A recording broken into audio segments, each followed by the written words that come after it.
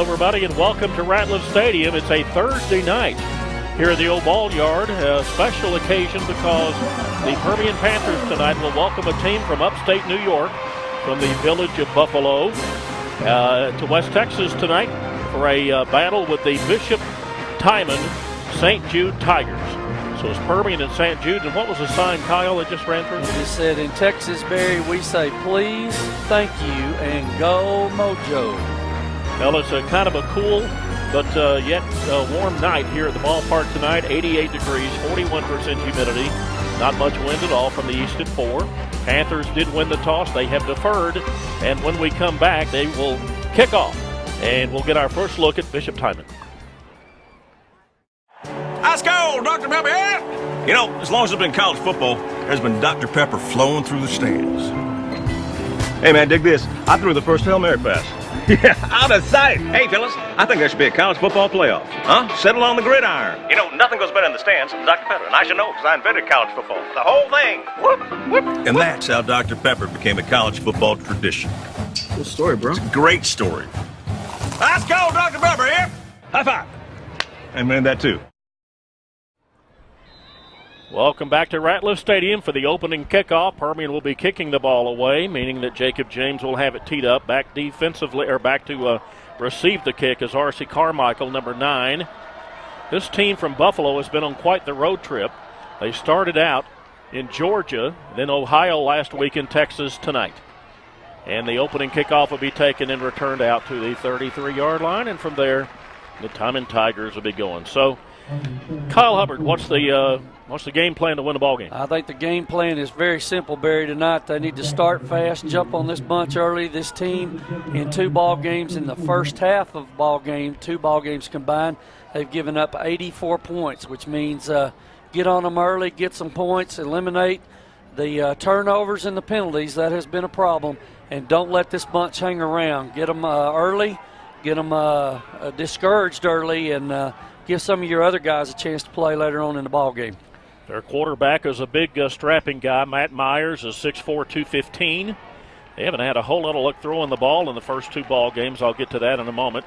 Handoff is inside, and it is Joe Harrison who will do the honors. Here's the Permian defense. Orion Farley and Shy Arnold at end.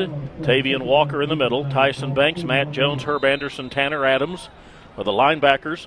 A bit of adjustment in the backfield, in the defensive backfield tonight, as A.J. Lopez will be on one corner. On the other will be Todrick Robinson because they had to shift Christian Schauner to a cornerback with the absence tonight of with the absence tonight of one of the cornerbacks who's hurt. So Ellison and Schauner will be the safeties. Todrick Robinson and Lopez will be the corners. That was Steve Markham, our referee, with the call there. We had either an illegal motion or illegal formation penalty against the Tigers. And I think we're still trying to figure out how we're going to mark this penalty off, Barry. Well, it's only 5 yards. Come on. Well, and they've got the box down here on this sideline. So they mark it off after the play. Right. Maybe it was an unsportsmanlike, maybe? So anyway, Seth Higdon is not playing tonight, and so because of Higdon being unavailable back at safety, they have shifted Christian Schauner back to safety and brought in Todrick Robinson at cornerback. Last week, both Tyson Banks and Herb Anderson got a lot of playing time, so they move into the starting lineup tonight in place of Bailey Grizel and Mitch Garza. Expect to see those 2 kids as well. Permian also has some adjustments on offense we'll talk about in just a moment. So I guess we'll figure out what's going on, and maybe the rules are different here than in New York. I'm not sure, but Coach does not seem very happy. No, he's getting the explanation from our head referee tonight, Steve Markham. Let's give the officials while we have a chance, Barry. The umpire is Jesse Gonzalez. The head linesman is Michael Hall.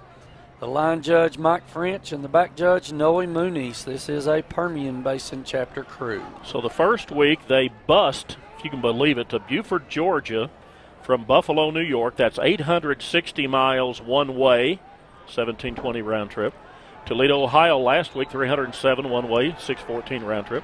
And then to Texas, flew into Dallas, busted Odessa, 1,717 miles, 34-34 round trip. Ball's on the ground. They may have it. Permian looks like they may come up with it. See what happens. Somebody's got the football down here, Barry, and I believe it is going to be Permian ball.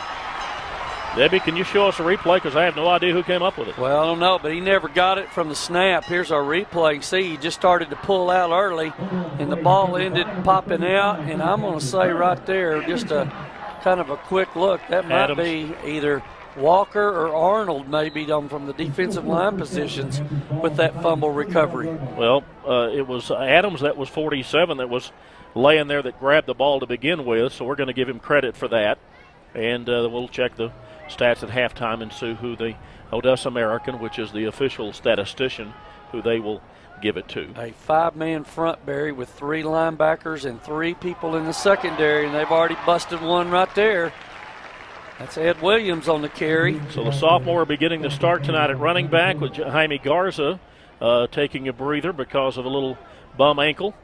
First carry for the sophomore tonight gets him down to the 21-yard line and almost a first down. Did they give it to him? They did. Gets 10 on carry number 1 down to the Tiger 21-yard line, and the Panthers will have a 1st and 10. Yeah, this is a 5-man defensive front with 3 linebackers and 3 people in the secondary playing third. So I expect Permian to really bust this open pretty quick. And they've scored on the second play of the game, it appears. Nope, they're going to mark him. They're going to mark him out at the 1/3 yard line. Unless there's a, wait a minute, there may be a flag on the play because they've taken the ball back to the middle of the field.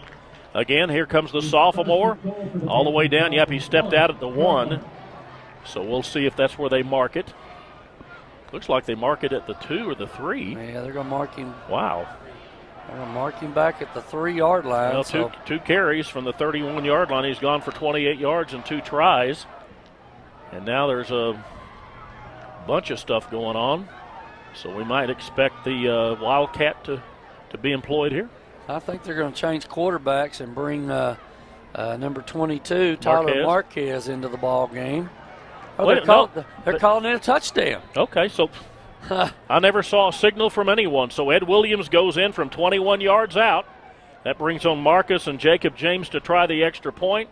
James is going to try his best to hit every one of them tonight. Missed 5 in 3 games, and he's 1 for 1 tonight. So we have opened the ball game with a 31-yard drive by Mojo. 9:45 mark of the first, and they lead 7-0. I am so proud of you. Mom, we can't forget roses. Oh, you're right.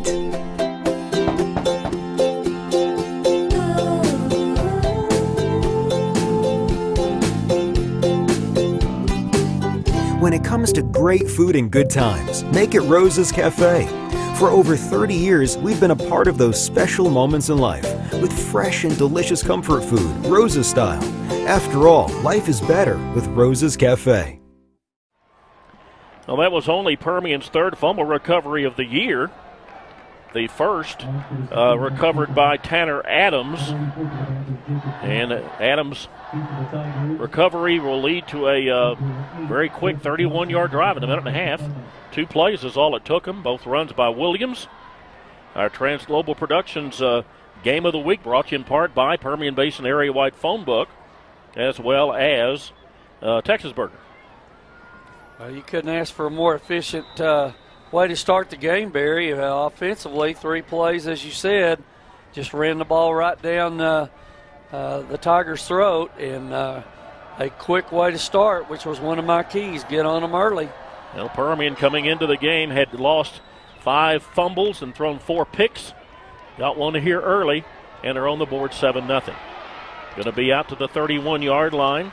A return there by somebody. Justin Johnson returns it out about the 31. Well, that's a good return. They had a little crease right there, Barry, on the kickoff return. Got it up past the 30, and as you said, this is where they'll start. Let's see what the Panther defense can do on this drive after a forced fumble on the first possession of the game for Bishop Timon. Only the opponents only average 56.5 yards a game against this Permian defense. That's running the ball. 204.6 through the air. Timon has run the ball a lot more effectively than they have thrown it in the first 2 games. And here's how effectively I'm talking about. Played 2 ball games. They have averaged 26.5 yards rushing, 44.5 passing. So they've averaged 71 yards a game offensively. Now, keep in mind they have played teams from Ohio and Georgia that played in their state title game in their respective divisions last season. So they haven't played pushovers. No, they haven't. And we know they're certainly not playing one tonight. Orion Farley jumped in from his defensive in position to make that play on first down. Now they're only 12 of 36 throwing the ball. They're going to throw this one. Oh, my goodness. He's all the way down inside the Mojo 40. How in the heck did that happen? Lamoris Jones had 6 carries for 18 yards the first game, and he's going to go for a heap and a helping of on this one. That's just a lead play out of the I formation, Barry. They kicked the end out, got a good block, a seal from the guard in the center, and the fullback just led him right through the hole. And before you know it, they've got a first down right at the 40-yard line. Now, I don't think Permian saw a lot of film on this team this past week. As in probably none. As in probably none. I saw a little bit on YouTube from last year, but that's not what I saw. This formation is not what I saw. That was a 26-yard run. Now they go back to the stud running back, and Ellison's going to really hog tie him down like a cowboy rides down a bull. He's going to get about 3 yards before he's brought down. That's Joe Harrison. Harrison does double duty. He will play defense at safety. In fact, a lot of these kids will be going both ways. As many as 6 of them will go both ways. Isn't that how you describe that? He just rode him like a bull down to the ground? He sure did, and that's 2 in a row for Ellison tackle-wise. Now, Permian will have to adjust a little bit, again, because of maybe not what they've seen here, but they've certainly seen some teams in our district. I'm thinking Midland High right now runs the eye a little bit, so they'll have to make some adjustments and talk to the kids about making those types of things happen. Pretty good little pitch and catch right there. Yeah, and he catches it at the 32-yard line. Up there to make the grab was number 8 again, Justin Johnson. Ellison, you were talking about a moment ago, last week against Eastwood, 12 tackles, 3 passes defensed, 1 forced fumble, 1 interception returned, 85 yards, 1 fumble recovery. He was a busy young man. And he was our player. He was our player of the game, wasn't he? Well, no, 35 was our player of the game last week. That was Herb Anderson. There he is right there. Yep, you see him playing inside linebacker right there. His key is the guard, number 54 there, folks. Watch him and see if he reads what that young man does there. They're going to blitz. 3rd and 2. Yep. Going to be very close to it. Maybe that second effort got it. Yeah, I think so. Opponents are only getting about 40% of their third down tries, but that one may be picked up by the big running back. Yeah, he's a big kid. Got excellent size, really hits the hole hard. Got up inside there and made a first down just inside the Panther 30-yard line, right at about the 29-yard line, looks like. He needed 2, he got 3. Yep. This team has only scored 1 touchdown. That was against Buffalo, Georgia. They scored in I think it was the second quarter of that ball game on a 1-yard run by the quarterback. Were shut out last week. Now they're going to throw it. No, they're going to hand it off inside again, and again it's going to be the running back Harrison. They didn't get much there. Again, popping off the bottom is Orion Farley from his defensive end position, and got some help from a couple of other guys, including Anderson. Looks like 47, maybe Adams is there as well, for no gain. Harrison has carried 20 times coming into tonight in the first 2 weeks. 6 the first week, 14 last week. Myers has 12 carries, and the other guys that have tried to run the ball have combined for 13 together. So you can expect to see either Harrison or the quarterback Myers, and that's probably going to be the extent of their running ball game. Going to throw it. Myers has a man open. Threw off his back foot. Might be picked off by Permian. Not. Nope, just threw it a little bit wide of him, and it's going to fall incomplete back there defending. Who was that back there defending? That was 7. I believe that was 29, Barry. That was Rahiba, yeah. Adiami on the coverage there. Both Adiami and Robinson will be playing at that cornerback spot tonight because of Higdon's loss and the shift of Ellison to safety. So that's going to bring about a 3rd down play. I don't know if I want to have to say that name too many times tonight. I may kind of mess it up. Rakib Adiami. Let's see if we can see a little screen pass here out of this, Barry. Going to be 3rd and 10. They're going to run the draw play and going to get absolutely nothing. Yeah, they're going to lose about 3. Somebody lost their hat, and here comes a late flag, another late flag, and another late flag. I don't know if that's going to be a penalty. I'm not sure you can continue playing after your helmet comes off. Well, I mean, what do you do? I mean, well, yeah. I mean, he was right in the middle of the scrum. He really was. Let's see what our referee Steve Markham says here on this call. If this is a first down for Timon, then they get to keep the drive alive. Yeah, it was 3rd and 10, and then Jones actually lost 3 yards on that one. Yeah, they tried the lead draw there on 3rd and long, trying to bring the Panther defensive front in and then let him hit a crease, and Permian played that very, very well.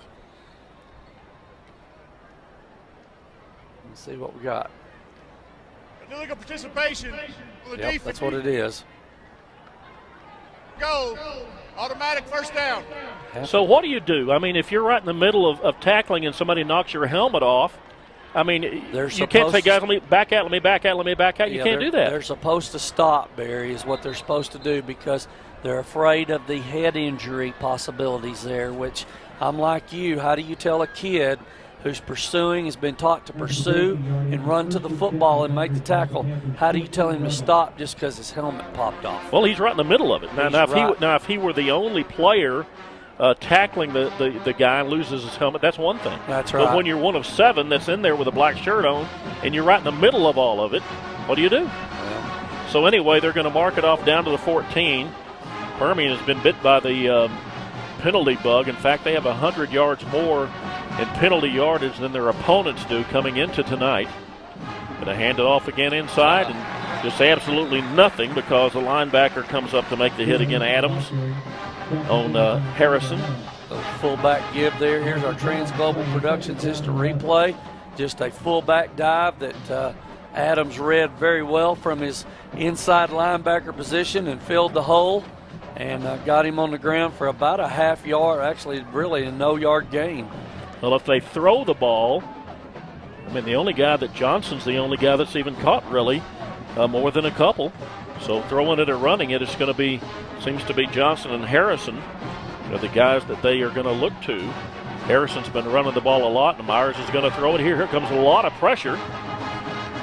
And just has to throw it away, and there's nobody there. That was the 9th play of the drive. We're going to be facing 3rd and 10. Tyson Banks from his outside linebacker position getting pressure on the quarterback. Matt Myers there didn't have any option other than to get rid of the ball and try to get something here on 3rd down. Boy, that Panther defense just ferocious. Is ferocious, and they are getting pressure on Myers right now. I'm kind of wondering if this team has seen the quickness from the other 2 teams that they're going to see from Permian tonight. Now, Johnston, the guy I was talking about, is number 8. So let's see where he lines up. He's going to be to the left. To the right, rather. Austin Watkins will be lined up to the left. And I think that they're going to talk about it first. So Timon has called a timeout. We'll take it with him. 5:36 to go in the first quarter. Permian 7-0. As a busy mom, I'm always all over Odessa. Lucky for me, so is Medical Center Health System. So when the kids needed flu shots and sports physicals, the clinic at Walmart was my first stop. Then Mr. Fix-It hit his thumb with a hammer last weekend. Fortunately, urgent care was close by. The big baby. And it's nice to know that Family Health Clinic is always there with quality care and flexible pricing. Whenever I need them, wherever I am, Medical Center Health System has my family covered. They're my one source for health. Try Texas Burger's new Banana Royale. You'll love it.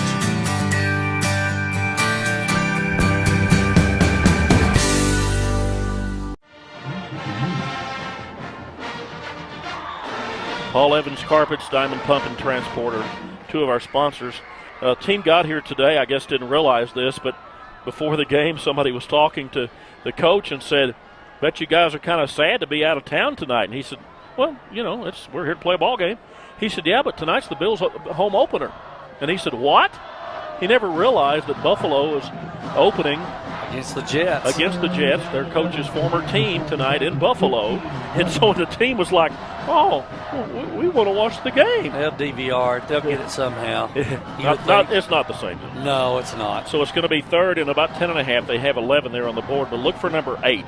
That seems to be where Myers likes to throw it, although he's going to be looking to the other direction. That is who catches it, and he does out of bounds. Did not have the ball in bounds. So Justin Johnson got a hold of it, but could not bring it in. So if they kick it from here, it'll be a 32-yard attempt. I think Myers, not absolutely certain, but I think Myers is the kicker. We got a penalty Roughing the here. passer, number 55 on the defense. Half a distance, first down. Oh my goodness. Jinx. Yep, they got a roughing the passer penalty on the Permian defense.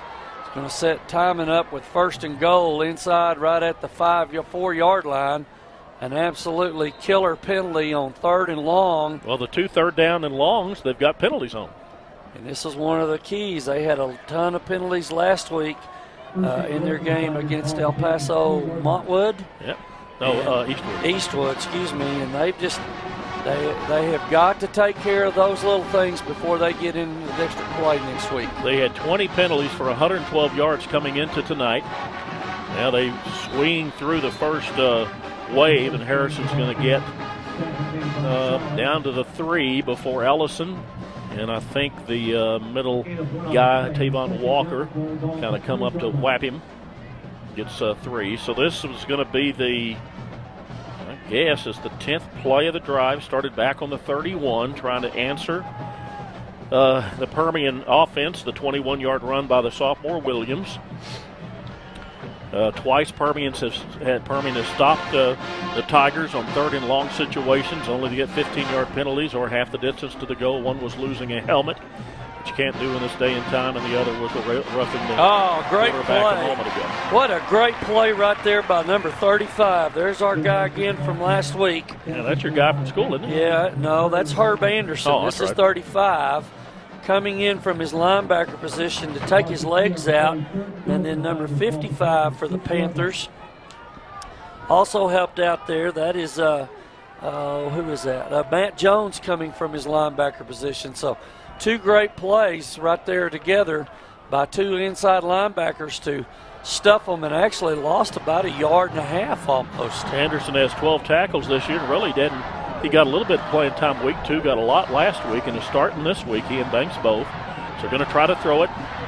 Myers tried to get the ball in there, had a guy, and he said he scored him. So Johnson does catch the ball. Justin Johnson with his first passing touchdown of the season for Myers. First reception for Johnson, and they're just an extra point away from tying this one up. Well, that's just out into the flat there. Nobody for Permian had the flat route covered, and that was just a real simple pitch and catch by Timon. I think they may go for 2 here, Barry. Well, I mean, I could not find who the kicker was on the roster. They had in the first game they scored against Buford from Georgia and then went for 2, and it was no good, so I guess that is their offense. They don't have a kicker. Nope. They're going to go for it, and he's going to be just a little bit short. Good tackle right there. Looks like number 95, that would be Shy Arnold in there on the tackle to stop the 2-point conversion. So with the 3:41 mark of the first quarter, each team is on the board once. The only difference is the 2-point conversion failed by the Tigers. Our score, Permian 7, Tigers 6, 3:41 to play in the first. Are you sure we should take this billboard down? People find out State Farm does car loans as well as they do insurance. Our bank is through. Good point. Grab an edge. Look, there's 2 guys on the State Farm Borrow Better banking sign. No, for real, there's 2 dudes on the State Farm Borrow Better banking sign. Gentlemen, please get down from the State Farm Borrow Better banking sign. Phil, get the hose. Okay, he's getting the hose. All right, let's go. Want to borrow better? Contact State Farm agent Mike Podzemny about a car loan that can save you hundreds. Only the second touchdown scored by the Tigers in now the third ball game. This is an 6-yard pass rather from Myers to Johnson, capping an 11-play drive that covered 69 yards in just a little under 6 minutes. 2 very critical third and long plays resulting in Permian penalties kept drives alive, including that roughing the passer that got them down to the 7. And then on 3rd down and goal, they hit the pass to Johnson. So 3:41 to play in the first quarter. 7-6 Mojo leads. And we're going to get a shot at offense again. Yep, and I think it's certainly going to be important to take the ball here and see if you can get a drive out of it. Kobe on the run to take this kickoff. Made one guy miss, but was right tight rope in the sidelines right on down to about the 24-yard line. That's where the Panthers will start this drive. That was Kobe Robinson. Myers did kick it off, kind of did a little pooch kick. Panthers coming into the ball game offensively have been averaging 353.5 yards a game rushing, 476.7 of total offense, averaging 46 points a game on offense, giving up 18 at 7-6 right now. Permian in the lead. Steve Steen, the quarterback, the running back Ed Williams in place of Garza, who is nursing an injured ankle tonight. There goes Kobe in motion. Going to hand the ball off to Williams, and he's going to get nothing. Yeah, they got a little penetration there on the left side of their defensive line. Looked like number 56, maybe Kyron Ramacher in there on the play. Going to be 2nd down. There is a good shot of the sophomore running back. There's a 59 out there. Oh, it's John Stashkowski also. He plays center, got in there as well. Going to throw the ball. Steen has a man open over the middle, and they just misconnected. Robinson, Brother Miller, Hunter Wynn, Hunter Hawkins, Campbell Terry, those are the receiving core. And up front, Jace Rush and Gabriel Leal are the tackles. The new left guard, Orlando Bueno tonight, Dawson Reynolds the other, Caden Gray the center. And now Permian will be facing a 3rd and 10. Coming into the ball game, 3rd down completions, converting 41% of them. Need to get to the 34-yard line. Going to throw it there. Going to get the first down and a lot more. There he goes. That's Hunter Wynn. Wynn will have the first down, and Mojo's on the move. Yeah, good little pitch and catch right there by Hawkins, as you saw. Wynn, on the little quick screen, little quick pass out here to the side, flat. Got it blocked and got another first down for the Panthers at their own 40-yard line. Wynn's 4th catch of the season, coming in 3 for 28. This is Robinson. If you can get him in some open space, ain't nobody going to catch him. Gets 9 out to the 49. He did a good job of making a man miss out there on the corner, and used his speed, quickness to get around the corner, and going to end up having about 9 yards on this play. Yep. It'll be 2nd and 1. This is kind of a trick play thing. What are you going to do? What are you going to call, Coach? I think you just give the ball here and get yourself a first down. Well, I bet they're going to run Brother a few times tonight on that little play like they did last week. There it goes. Same play over to this side. You're exactly right to Brother Miller, and he's going to get enough for the first down. That's just a quick pitch to him, coming in motion around from the slot spot or the slot position up at the top, and just got around the corner, made another great first down. Averages about 10.5 every time he carries the ball, gets only 3 here. Going to be 2nd and 7. It's a nice, pleasant night. Got a good crowd out to watch the ball game. Steen gets away from that one somehow and gets back to the original line of scrimmage and maybe a couple more to the 46. Yeah, he might have wished he'd have given the up back there. He thought it might have been free. As you can see, our Trans Global Instant Replay. Like Williams might have had a little crease there, but Steve decided to keep it, took care of the ball, and got a 1-yard gain. You live to play another play, 2nd and 9. Robinson in motion, going to hand it off again to Williams. Ed's going to get inside the 45, going to bring up a 3rd. About 3rd and about 6. Now let's see if they get the passing game going here, Barry. Or if they elect to run, maybe they're a little option game here. Maybe let Steve make a read and see if he can get up outside on around one of the tackles either way. Let's see what they do. Got to get to the 38. Got to get to the 38 for a first. They called a timeout. Let me give you some information on this school that we're playing tonight. Bishop Timon St. Jude. This is the 5th year for Coach Charlie Comerford. He's 27-20. Last couple of years they were 8-4. Coming into this season, returned 15 players. They did reach their class's semifinals of their division in 2015. Last Saturday, they celebrated 70 years as a school. Opened in the fall of 46 with 76 freshmen. They have grades 9 through 12 at the school. This year the enrollment was 262. That's about the size of a Class 3A team in Texas. 3A is anywhere from 221 students to 479, and their student-to-teacher ratio is 10-1. Now, what's at your school? How many kids do you have in your class? Right now, we have about 625 kids at our school. So how many are in an average class for you? Anywhere from 60 to 80, depending upon the day. So there's 10-1, and yours is 60 to 80-1. Yep. No wonder you have no hair. Yeah. So Haven't had any for a while, Barry. We're at the 1:15 mark. Permian facing a 3rd and 6 for a first down. He's going to pitch it out to Kobe. Kobe will have the first down and a few more. Going to get down inside to the 34-yard line, so he goes for 10. I tell you, he's got speed they probably are going to see a lot of tonight. Yep, and that's just a read by Steve. Good block out there by Brother Miller on the edge to allow him to get on outside. We do have a penalty. Yeah, we do have a penalty. On the far side of the field. Again, this is Steve Markham, our referee. He'll be giving us the call here in just a moment. Yeah, I saw a video, Barry, this week on the school. I think they said from last year they had 249 kids in the school. So it's an all-male school. Well, they have 262 this year. 262, so they upped their enrollment a little bit. And I'm sure if it's private, I'm sure there's some tuition involved. Yeah, $10,000 a year.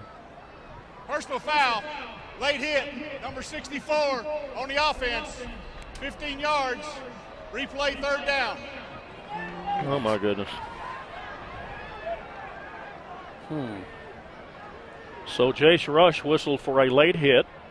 Going to move the ball back to the 48-yard line, so Permian now will face a 3rd and 10. That's what, 3 15-yard? Larry, what's the... 3 15-yard penalties. Well, one was a half the distance, right. So, yeah, a 10 and a 15. Oh, my goodness.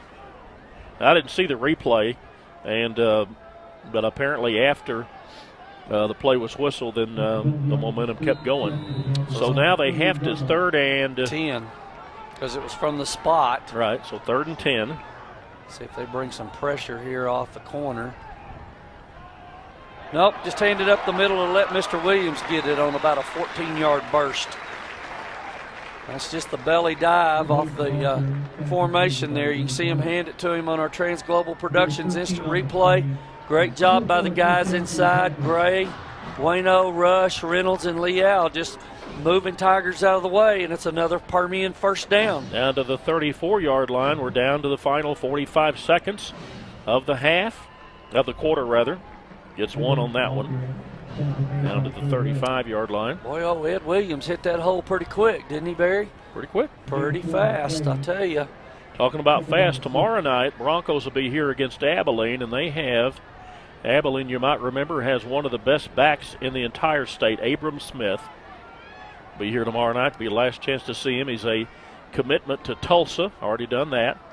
So Permian looking across, looking for Hawkins, and Hawkins thought he was interfered with, but it falls incomplete. We've got another flag at the top of the screen, Barry. I don't know what this penalty will be, but Abrams. A lot of yellow flags tonight. A lot of yellow flags. That Abram Smith has been playing on the Abilene varsity since freshman year. He came in the last 2 games his freshman year against Odessa High and Midland High that year. An eligible player downfield, number 13. He was covered up. Wow. Yeah, that's where you got to make sure if you're the receiver on the outside that you're not covering up an inside receiver, or they have to be on the line and the receiver has to be in the backfield. Evidently, the official over there felt like that he was covered up by whoever was on the outside, and that's why we have the penalty. So 3rd and 7.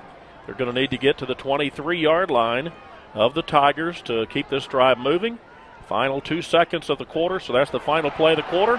And Williams will have the touchdown. He's not going to get the touchdown. He's going to have the first down and get down to the 3-yard line after a 27-yard run on the final play of the first quarter.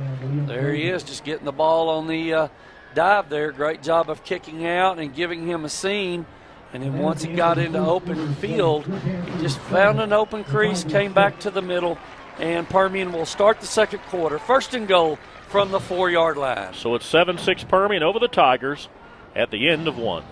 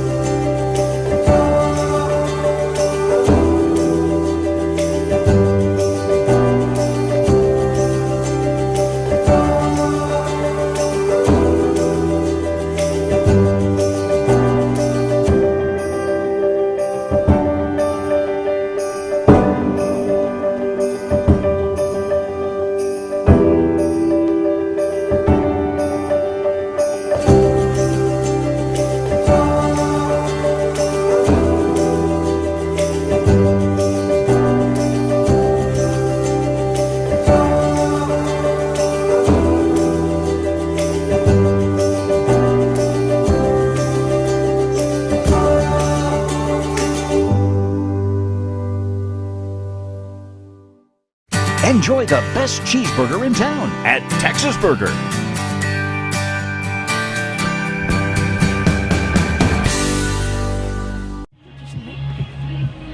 Now there's a good shot of the attendance tonight as we begin the second quarter of play. Our Transglobal Productions Game of the Week brought to you in part by State Farm Insurance Agent Mike Podzimny and Paving Pro. Thanks to both of these sponsors. Give you an idea, this road trip that Timon is on, that Timon's on these first 3 weeks, 2,884 miles one way. That's 5,768 miles round trip. So, if you were to drive from Odessa to Prince Edward Island off the far northeast coast of America around Maine, where Canada and America kind of come together there, that's 2,697 miles. So if you got there, you still have another 80 miles to go. Or you could go south down to Chiriquí, Panama, and that's 2,877. That's the road trip these kids are on these first 3 games of the year. They're young. Glad they are. And they bust to Georgia 800 miles. Kobe Robinson will just tiptoe through the tulips, walk in from 3 yards out. The opening 5 seconds of the second quarter, and Permian is back on the board at 13-6 with the extra point to come. Just a little pitch there coming to Kobe around the corner. They got it blocked, and Kobe did the rest with his feet, his speed, allowed him to get on around outside and score another Panther touchdown. Good job up front by those guys again on the offensive line as well. Now the sophomore Williams has gone 7 for 78 and a score. Robinson gets the score there from 3 yards out. And Johnny on the spot is Jacob James with the extra point. So at 11:55 to go in the second quarter before halftime, Permian on top 14-6. Let's go, Dr. Pepper. You know, as long as it's been college football, there's been Dr. Pepper flowing through the stands. Hey, man, dig this. I threw the first Hail Mary pass. Yeah, out of sight. Hey, fellas, I think there should be a college football playoff. Huh? Settle on the gridiron. You know, nothing goes better in the stands than Dr. Pepper. And I should know because I invented college football. The whole thing. Whoop, whoop. And that's how Dr. Pepper became a college football tradition. Good story, bro. It's a great story. Let's go, Dr. Pepper, here. High five. I invented that, too.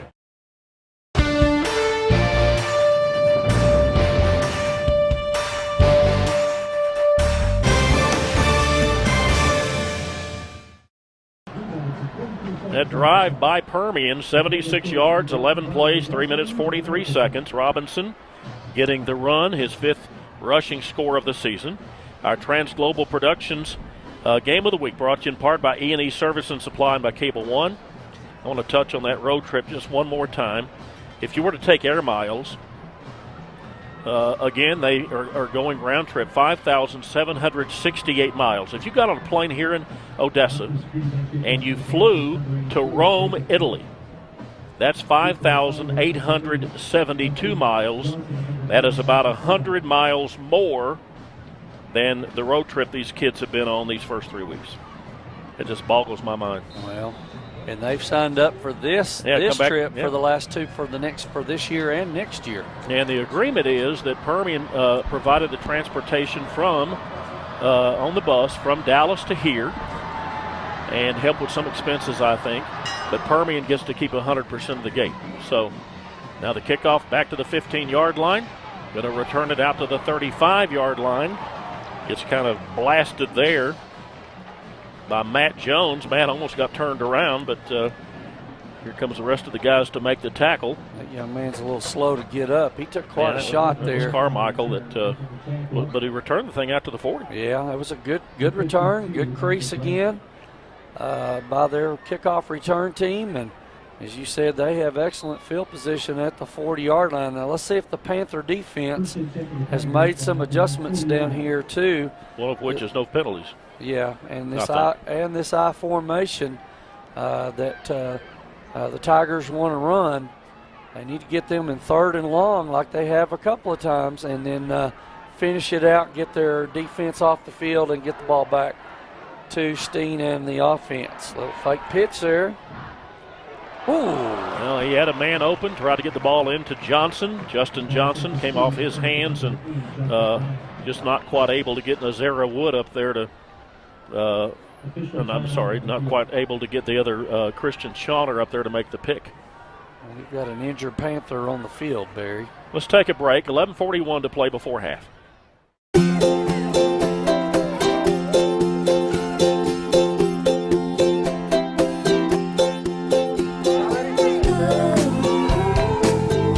Every occasion, at any age, make it Rose's Cafe for great food and good times. From generation to generation, we've been making memories for families across the Southwest with fresh and delicious comfort food, Rose's style. After all, life is better with Rose's Cafe. Dorian Reed has come in to play nose guard for Permian. There's a great shot from Robert Carrillo's camera down to the south end zone. Out in the north end zone, we have the kid running that camera. Grant Barrage, great job by those guys, along with Charlie Pierce and Isaac Rivas up on top of the press box. Jason is covering for his son tonight in the north end zone. I guess Grant has homecoming duties, so he's not available. Tonight is homecoming, by the way, here at the stadium. We'll have the homecoming stuff coming up at halftime. I'll tell you who the nominees are when the time comes. So the snap back to Myers. Fumbalaya going to bring about a 3rd and 11. Yeah, never got it from the center. Just tried to pull out a little too early. Couple yard loss. Now it's going to be 3rd and 12, and he's going to go over and get the call from one of the coaches from the staff there at Bishop Timon St. Jude High School. 3rd and 11. Permian had 110 yards of offense in the first quarter. Here's a 3rd down, Barry. They got to get off the field here. Both times they had it, they scored on it. Defensively,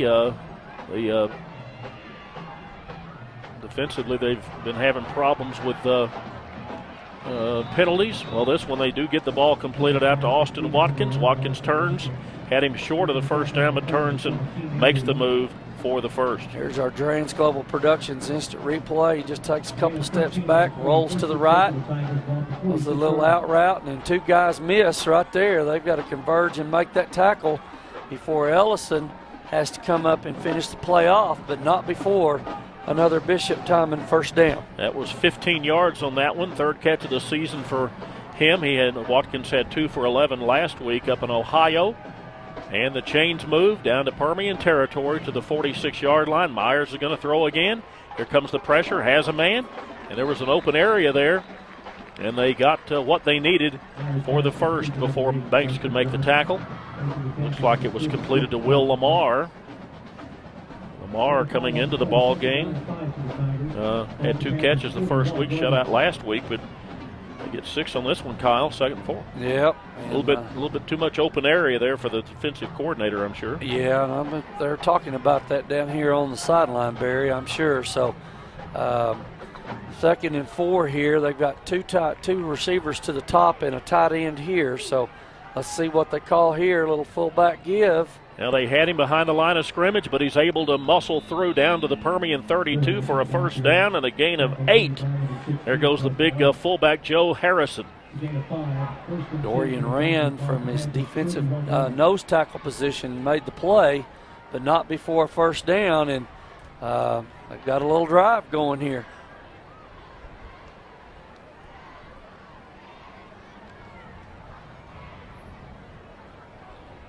It'll be 1st and 10 for the Tigers from the 31-yard line of Permian. Coming into the ball game, they had 116 yards of offense the first week, only 26 yards of offense last week. Doing a whole lot better tonight. Can you tell me what Timon's offensive numbers are total? Timon, yeah. He's going to total it up right quick. Apparently a timeout has been called, so let's take it with him. 9:08 to play before halftime. Permian holding to a 14-6 lead. As a busy mom, I'm always all over Odessa. Lucky for me, so is Medical Center Health System. So when the kids needed flu shots and sports physicals, the clinic at Walmart was my first stop. Then Mr. Fix-It hit his thumb with a hammer last weekend. Fortunately, urgent care was close by. The big baby. And it's nice to know that Family Health Clinic is always there with quality care and flexible pricing. Whenever I need them, wherever I am, Medical Center Health System has my family covered. They're my one source for health. Now there's a good shot. You just missed him. You might have seen the little kid going up the stairway with the big mum thing on the backside. Don't really see any other mums or anything like that there. Awful early in the year for homecoming. Larry says unofficially 74 yards of offense for the Tigers thus far tonight. Again, they pretty much took it on a chin up in Ohio last week, moving the ball a little better. Permian's defense just seems to be going through the motions. Yep, got to bow up here and get off the field.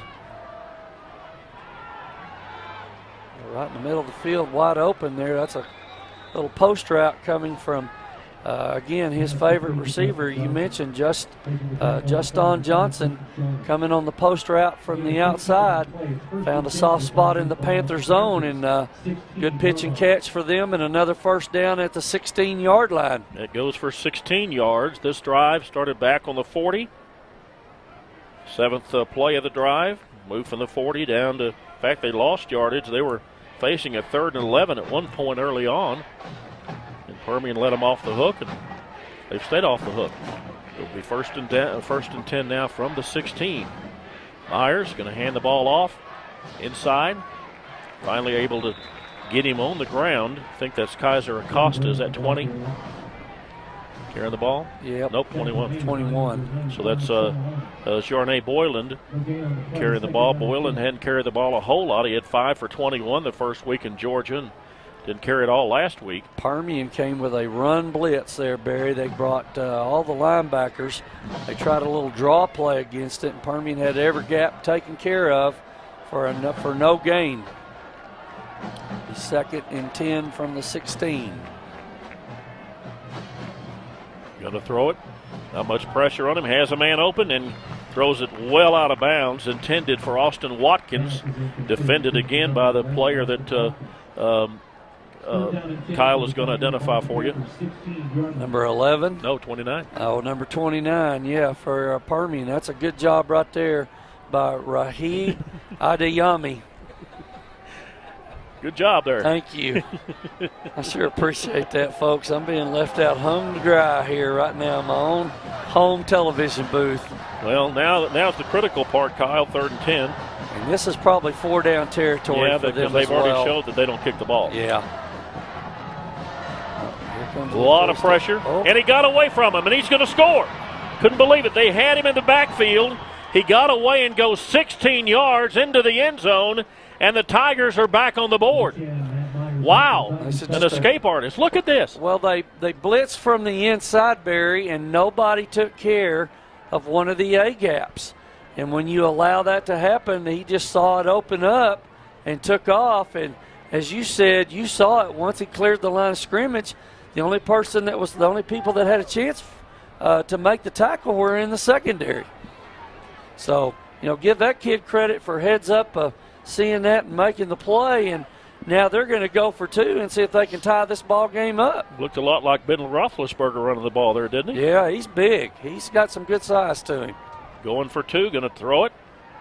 Has a man open, but it gets knocked down to the line of scrimmage and is no good. So 7:43 is where we stand at Ratliff. Before halftime, Panthers lead by 2, 14-12. Forest Tire has kept you rolling since 1944 with 3 generations of ownership and 4 generations of management.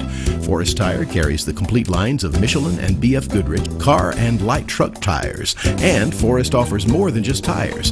Be it brakes, alignments, or shocks, your vehicle's best friend is Forest Tire. With 24-hour road service, you can count on Forest Tire for all your tire and automotive needs. Forest Tire, 8 locations in West Texas and southeastern New Mexico. Enjoy a Texas Burger chicken strip dinner today.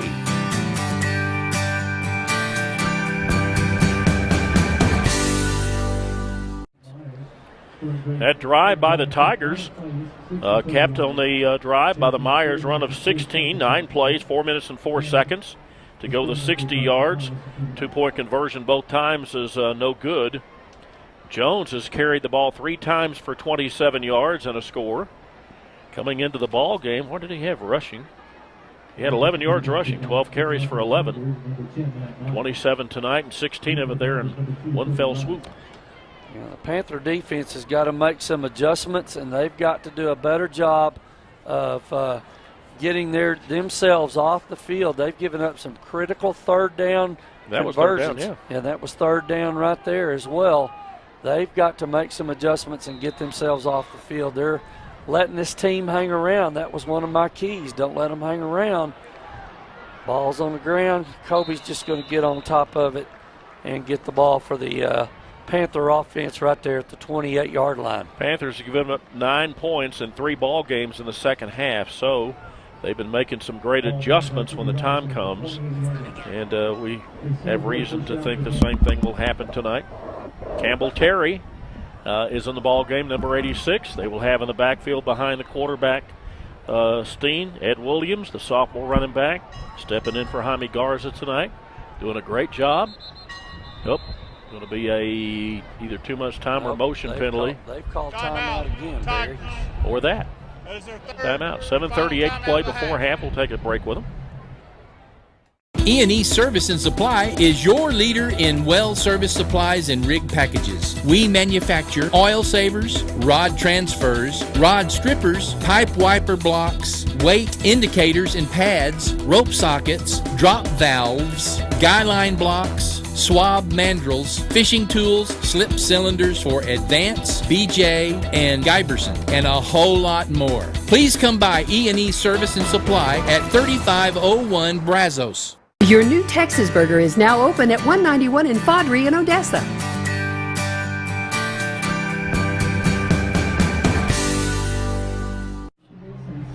Odessa College and Hokenthorpe CPAs, 2 of our sponsors tonight on the Transglobal Productions Game of the Week. Tonight, Permian hosting the Bishop Timon St. Jude Tigers from Buffalo, New York. And I mentioned earlier they were kind of sad to hear that their hometown Buffalo Bills were opening the season tonight at Ralph Wilson Stadium, and they aren't going to be there to watch it. So maybe they'll have to DVR it or something. Just not the same as watching it live, though, you know? No, it's not. And like you said, the way you were talking earlier on the story, I don't think the coach even thought about it at all. No. So somebody mentioned, what? Right. They're playing on Thursday? Yep. Playing tonight, Coach. Thursday night NFL football. Well, Permian has had the ball twice, 31-yard drive, 76-yard drive, scored on both of them. So this drive will start from the 28, only get a modest amount, if any. About a 2.5. Yeah, that was Ed Williams again on the fullback diver give just off the right side of the Panther offensive line. Have the Panthers really thrown the ball much? They really haven't. What, 4 times? How many completes? One for 4. Going to change the play from the sideline here on second and about 7.5 or 8. Yeah, so that pass to Wynn was the only completion. That was for a first down. Steen's going to keep it here, and Steen, just about the time he got his head of steam, he gets put down at the 33, bringing up third and about, actually 32. So third and about 6. Morris Jones, number 25, made the play there, and they've got 8 or 9 guys. They might want to throw the ball here, Barry. They've got one. They don't have any safeties at all in the middle of the field. They want to go vertical here. This might be the time to do it. You're just begging for a tight end to be involved. Yep. And there it is. There it is. Hunter Hawkins is going to take it to the house. Bye-bye-bye. Bye-bye, birdie, bye-bye. Well, you could just see that play had to come because they had 8 or 9 guys in the box. No safety help in the middle of the field. And that's why they changed the play from the sideline. Here's our replay.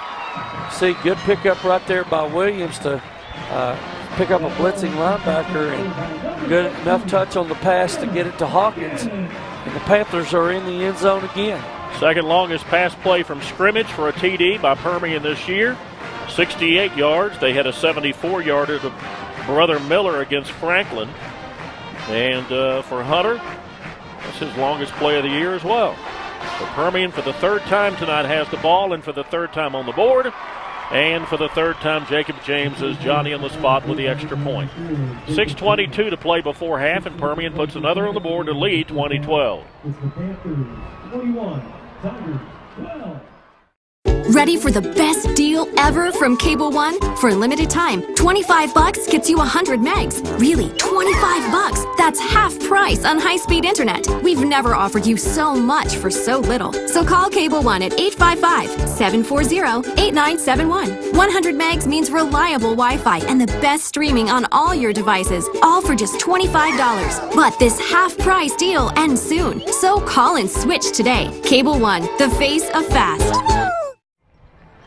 Well, obviously the score is 21-12 after the extra point. 6:22 to play before half. Permian on a 68-yard pass from Steen to Hawkins. Steen has a touchdown pass in every game this year. And 3 plays, minute 17 to go to 72 yards, 68 of it on one fell swoop. Good read there by the Panther coaching staff, either here up in the box or on the sideline, to see, again, no safety help in the middle of the field. And called the right play up to get the ball and challenge it vertically down the field. Talking about their defense. Good pitch and catch by Steen to Hawkins, and a 21-12 Permian lead, as Barry said. Steen had 3 touchdown passes each of the last 2 weeks, did not have one against Austin Vandergrift. So that's his 7th of the season. Hawkins receiving his 4th touchdown pass of the year. So Permian on the board with a 21-yard run by Williams, a 3-yard run by Robinson, and a 68-yard pass play to Hawkins. So again, the return's going to be out beyond the 25. And again, Justone Johnson gets him in pretty good field position. And Preston Ellison on the Panther kickoff team with the coverage and the tackle there. Now the Panther defense with 6:16 here. Like to see them hold them here on the drive, get the ball back, get a drive, and run the clock out, get some points, and then Permian will have possession to start the second half. So let's see if we can get that 10 to 14 point turnaround we talk a lot about. Yep. Start for the 27 now. The 2 scores, 6-yard pass from Myers to Johnson. And just a moment ago, Myers kept it on a 16-yard run. Those 2 scores more than they have scored in the first 2 games coming into tonight. Myers, a lot of pressure on him, and he's going to get taken to the turf by Matt Jones, among others. Also coming off the bottom of the pile was Orion Farley, and who else? I think number 99 again in there, Dorian Reed in there from the nose tackle position. Did you check on Walker? Yeah, he's got an ice pack on his knee down here, Barry, on the sideline, on the bench. So I would say he's probably done for the night. Well, Reed has got a lot of playing time this year, and he's going to get a bunch more right now. Got a high motor. Yep. Going to be 2nd and 8 after the 2-yard gain on first down by quarterback Myers. Going to throw it here. Nope. Going to hand it off instead. They're going to get some good yardage out to the 32-yard line. And again, it's going to be Matt Jones on the tackle along with Sean Arnold, a bunch of other guys. Yep. Now here's 3rd and 4. Now we've talked about this situation tonight a few times. Have we? We have. Let's see if we can stop the Tiger offense here and get the ball back. So looking to make a call here. They're going to change. Looks like the defensive call down here from Vance Washington on the sideline. Let's see if they come with some pressure. Make sure they hold gap responsibility. And I would be looking for number 8 right here if I'm a secondary guy. Johnson. Yep. Of course, Watkins, number 11, is another guy. So they're going to run. Oh, it's going to be picked off. Going to be picked off. They tried to get the ball in there for a screen pass, but picked off by the sophomore linebacker, Matt Jones. Wow, what a great read by Matt right there. You're exactly right, Barry. Here's our replay. You can see Matt just following the back. He just kind of chipped him there. And the quarterback for Timon St. Jude, Matt Myers, just didn't get enough on the pass. Matt did a good job of getting in coverage, picking the ball off, and giving the Panther offense a short field to work with. That's Jones' 2nd interception of the season, and that will get the motor running at the 28-yard line for the Panther offense. You'll see down at the bottom of the screen, Brother Miller, Hunter Hawkins there at the top, and then beyond him, Wynn. Quarterback keeper by Steen is going to score on the first play of the drive, and he goes in from 28 yards out. Well, they changed the play at the sideline here, Barry, and the reason they did that is they saw nobody in the middle of the field again. Once they got it blocked and Steve pulled the ball from Williams' belly, there was absolutely nobody there until he got into the end zone untouched for another Panther touchdown. 2nd longest rushing score of the year for Steen. He had a 62-yarder against El Paso Franklin. This will go 28 yards. That's a quick one-play drive after the Jones interception. And pending the extra point by James, Permian's going to go up 28-12. Yeah, we've got an injured Tiger on the field. He is coming off now on his own power, but boy, again, what a great call and a great read, great pull by Steve Steen right there to get around after he faked the ball into Ed Williams' belly, pulled it out, and went the distance for the Panther touchdown. Now a very quick one-play drive, 28 yards, 6 seconds all it took him. That was the time it took from Steen to take the ball and run it into the end zone. So the extra point by Jacob James will be good. And so at the 4:30 mark before halftime, and a great halftime performance coming up by the band and all of the homecoming activities, Permian has taken a 28-12 lead. Lifestyle. Your mobility can greatly affect your way of life. At Odessa Regional Medical Center, our orthopedic team is dedicated to get you back to the things you enjoy most. For Robert, 2 successful shoulder surgeries allowed him to rope again. And now, he is back in the saddle. At ORMC, we want to help you return to the things that matter. We love what we do, and we think it shows. I am ORMC proud. Now the Permian one-play drive, the run by Steen.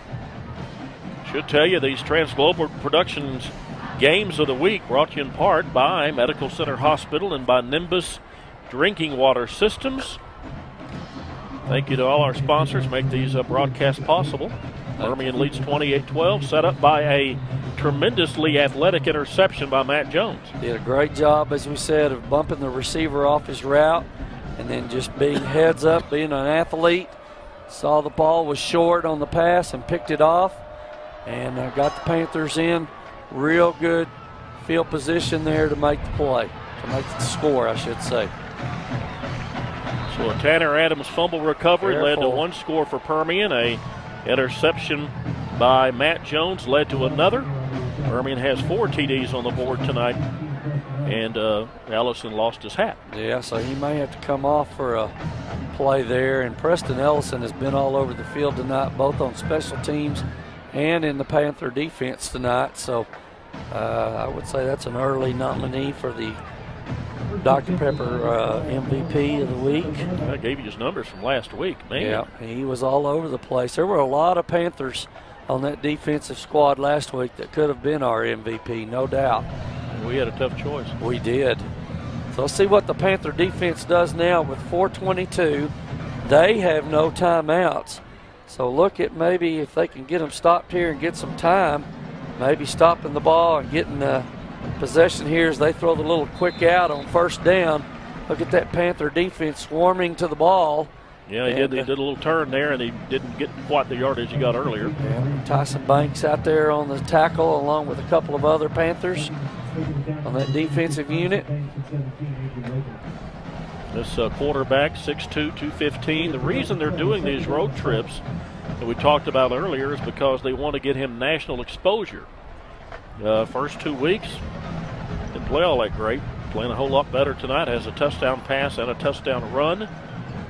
Second down and 7 after the 3-yard gain on first, and he hands the ball off inside to Harrison. Harrison just draws a bunch, doesn't he? He does, and look, I mean, he got nothing and he gets 3. A big kid, and Orion Farley from his defensive end position was one of the first Panthers to make contact, but give that young man credit for continuing to keep his feet moving, getting on upfield and getting a couple yards. Now here's 3rd and 5 again, Barry. We got to see how the Panther defense handles this situation with the clock running at 3:07. Shaw Arnold also in there on the tackle, so 3rd and 5.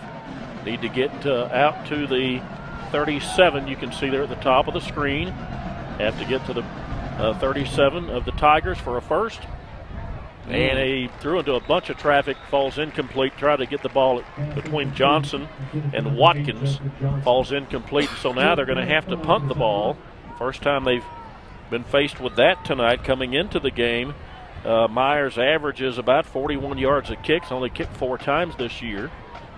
And Robinson, boy, it'd be nice to see him take one back to the house, wouldn't it? Yeah, they better get some coverage and they better stay in some lanes, because if Kobe gets any type of room, it could be gone to the house. Interesting punt formation there. First punt of the night by either team. A nice end-over-end kick. Robinson drops it. Going to run it down at the 11-yard line up to the 20. Looking for a block to the 30, 35. He's going to break it. He's going to has Myers to get around. If he can get to Myers, if he can get a block on Myers, he can score. Needs a block. Oh, my goodness, they got him at the 25. Boy, I tell you. Myers did not give up. No, he didn't. And I tell you, Kobe did a great job once he got possession of the ball back here in the Panther defensive backfield. Watch here on our replay. Allows one block to happen. Give that man credit for not committing a clip. And then once he saw it here, he just put the afterburners on, put a move on to the far sideline. Thought maybe he'd get a block, but I think he just got tripped up by Myers there at the last moment. Nice job, Kobe Robinson. Again, a short field. Let's see if they take advantage of it here at the 25-yard line. That was a 62-yard return by Kobe down to the 25-yard line. Now Steen is going to keep it. Steen's going to get to the outside. If he gets a block, he could go. Steen down to the pylon. Did they give it to him? Yes! He scores from 25 yards out. Wow. So the last 2 carries by the Permian offense have been by quarterback Steve Steen, and he's taken it to the house in both cases. And he's just decided to pull the ball there, Barry, on the read. Gets a good job and a block on the outside, and then the rest is effort. Did not step out. That is a good call. That is a great call by the official down here on this sideline.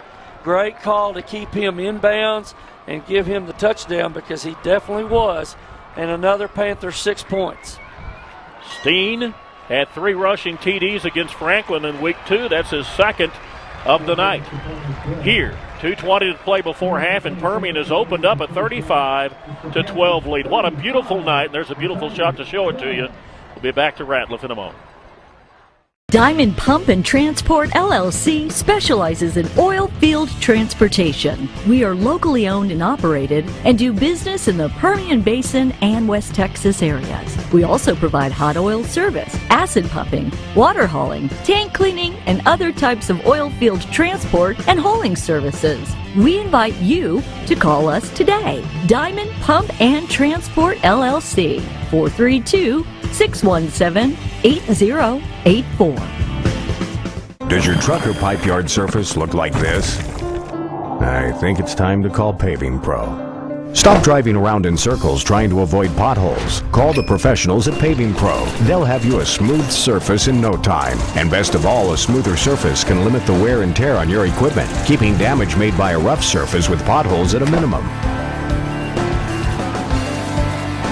Thanks, Paving Pro. Call Paving Pro for all your driveway and parking lot needs. Texas Burger Ice Cream, the cool end to a great meal.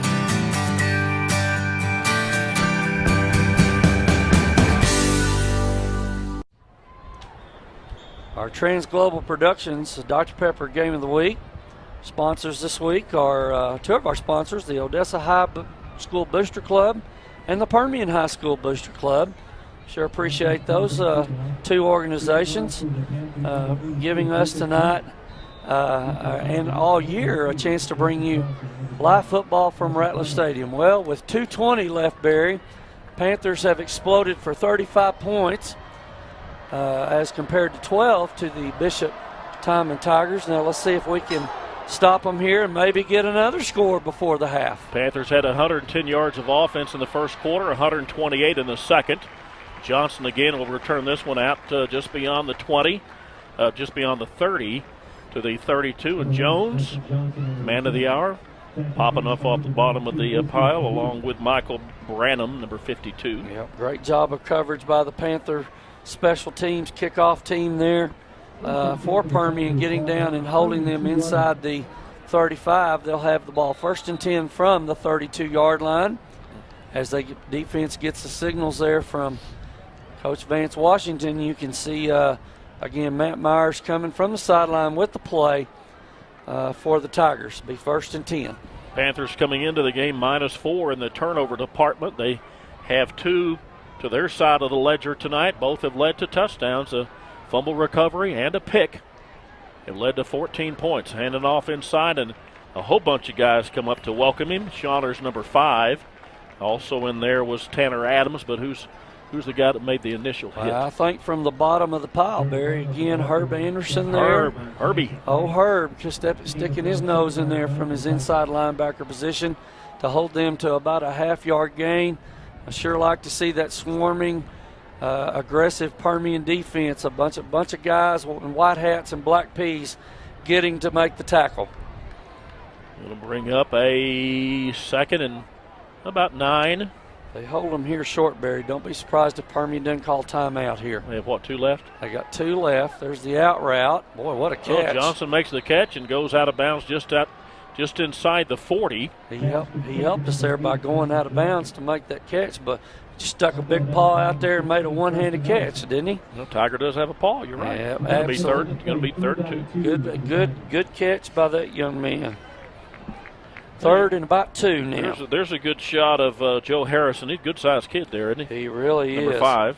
I don't know. Is he a senior, junior? Yeah. He's a senior. I tell you, somebody ought to take a look at him maybe in college next year. I think he'd be a good big running back. Yeah. Uh-oh. Yep, they just got the first down. Yep, they sure did. Offsides. Yep. Defense. Not drawn off sides. They took it on their own volition, so it's going to be 1st and 10 now for the Tigers. Minute 25 to play before halftime.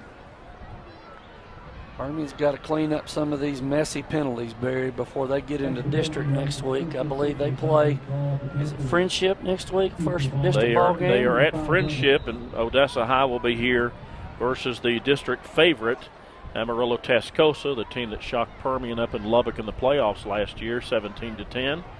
Nobody gave them a shot at winning that ball game, and they did it anyway.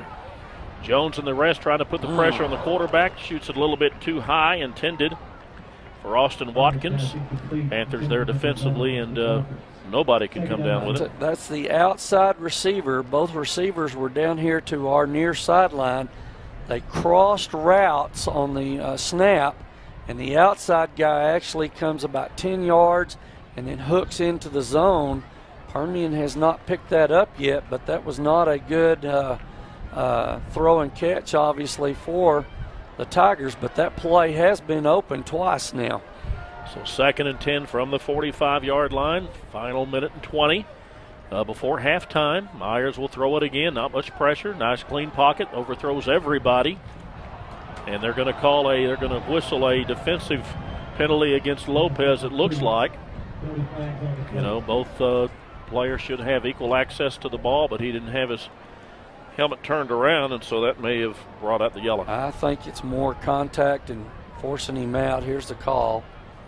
Going to be 15 from the spot, from the line. On the defense, number 15. 15 yards. Automatic first down.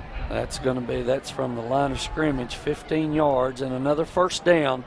I think it was the contact and actually forcing him out of bounds that drew the call there, Barry. So, again, first down and 10 from the Panther 40-yard line with 1:14 left. 5 penalties for 49 yards here in the first half. Going to be 1st and 10 from the 40, 1:14 to play. Myers again very quickly throws the ball out, has his receiver. Johnson again makes the catch. And he's going to be down to the Permian 33-yard line for a gain of 7. Just a little stop route, about a 6 to 7 yard stop route. Good throw and catch, and he actually ended up getting about 7 yards out of it. Inside of 1 minute now, Myers will bring him back to the line. Probably going to throw from here on out toward halftime. Here comes the pressure. They get to him just as he releases the ball, and it falls incomplete. Good pressure in the backfield that time. Looked like was that 95? I think it was Shy, wasn't it? 95 coming on from his defensive emphasis, and that's Shy Arnold getting to the cornerback. They tried a little stop and go route up at the top there. He didn't have time to complete it because of the pressure coming from Arnold. So 3rd down and 3, 42 seconds to play. No timeouts for the Tigers. Permian has 2. 4-down territory from here because they will not try the field goal. Draw play. Whoa, what a play. What a play is exactly right. It's coming up as Anderson to make the hit and make the tackle. Goes Herbie again. The loss is going to be 1 back to the 30, or 2 back to the 35, and it's going to bring about a 4th and 5. Yeah, they tried the little lead draw play there on 3rd down, and Permian wasn't having any of it. And you got to be careful and not let Myers run with this one. Don't let him find some place in the middle. No, he's going to throw it. It will be far from complete, as the receiver was forced out of bounds. Watkins was forced out by Lopez, came back in, and the ball falls incomplete. So you've got 9 seconds.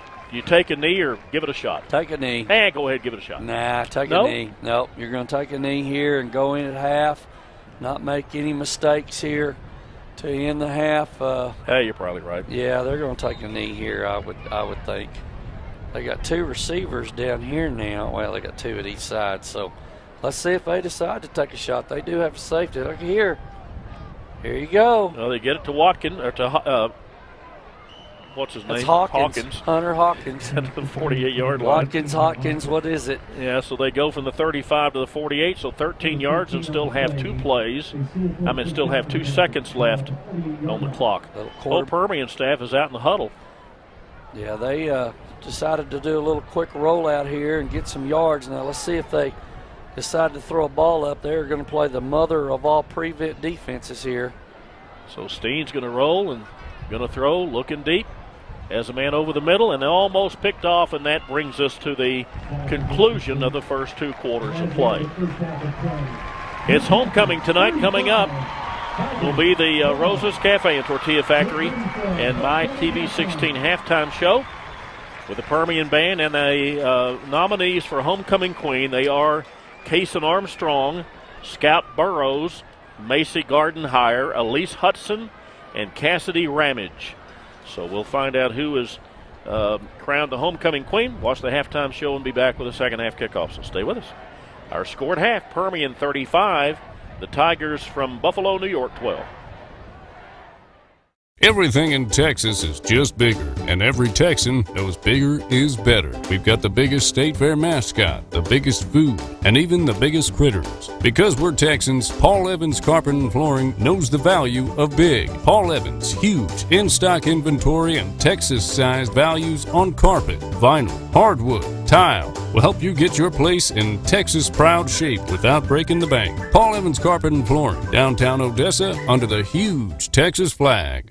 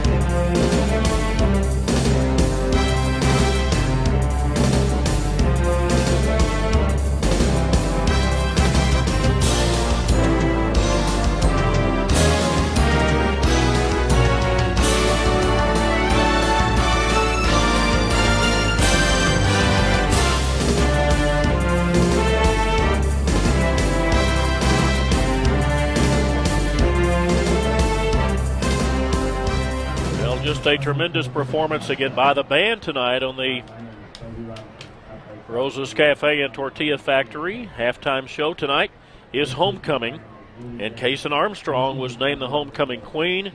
The others participating tonight, Scout Burrows, Macy Gardenhire, Elise Hudson, Cassidy Ramage, and I left out Ruby Ramos whenever I was doing the introduction of the girls before halftime. Ruby, sorry about that. We'll correct that now. And she was part of the 6 that were selected as the Homecoming Queen nominees, won by Kaysen Armstrong tonight. Congratulations. So our score after one half, Permian leads 35-12, and statistically, Kyle, guessing it's going to be somewhere along the same line. Yes, it is. If you look at just total yardage alone, Permian 252 yards of total offense in that first half to 144 for Bishop Timon Tigers from Buffalo, New York. Some of the individual statistics in the first half. Ed Williams, 8 carries on the ground for 80 yards and a touchdown.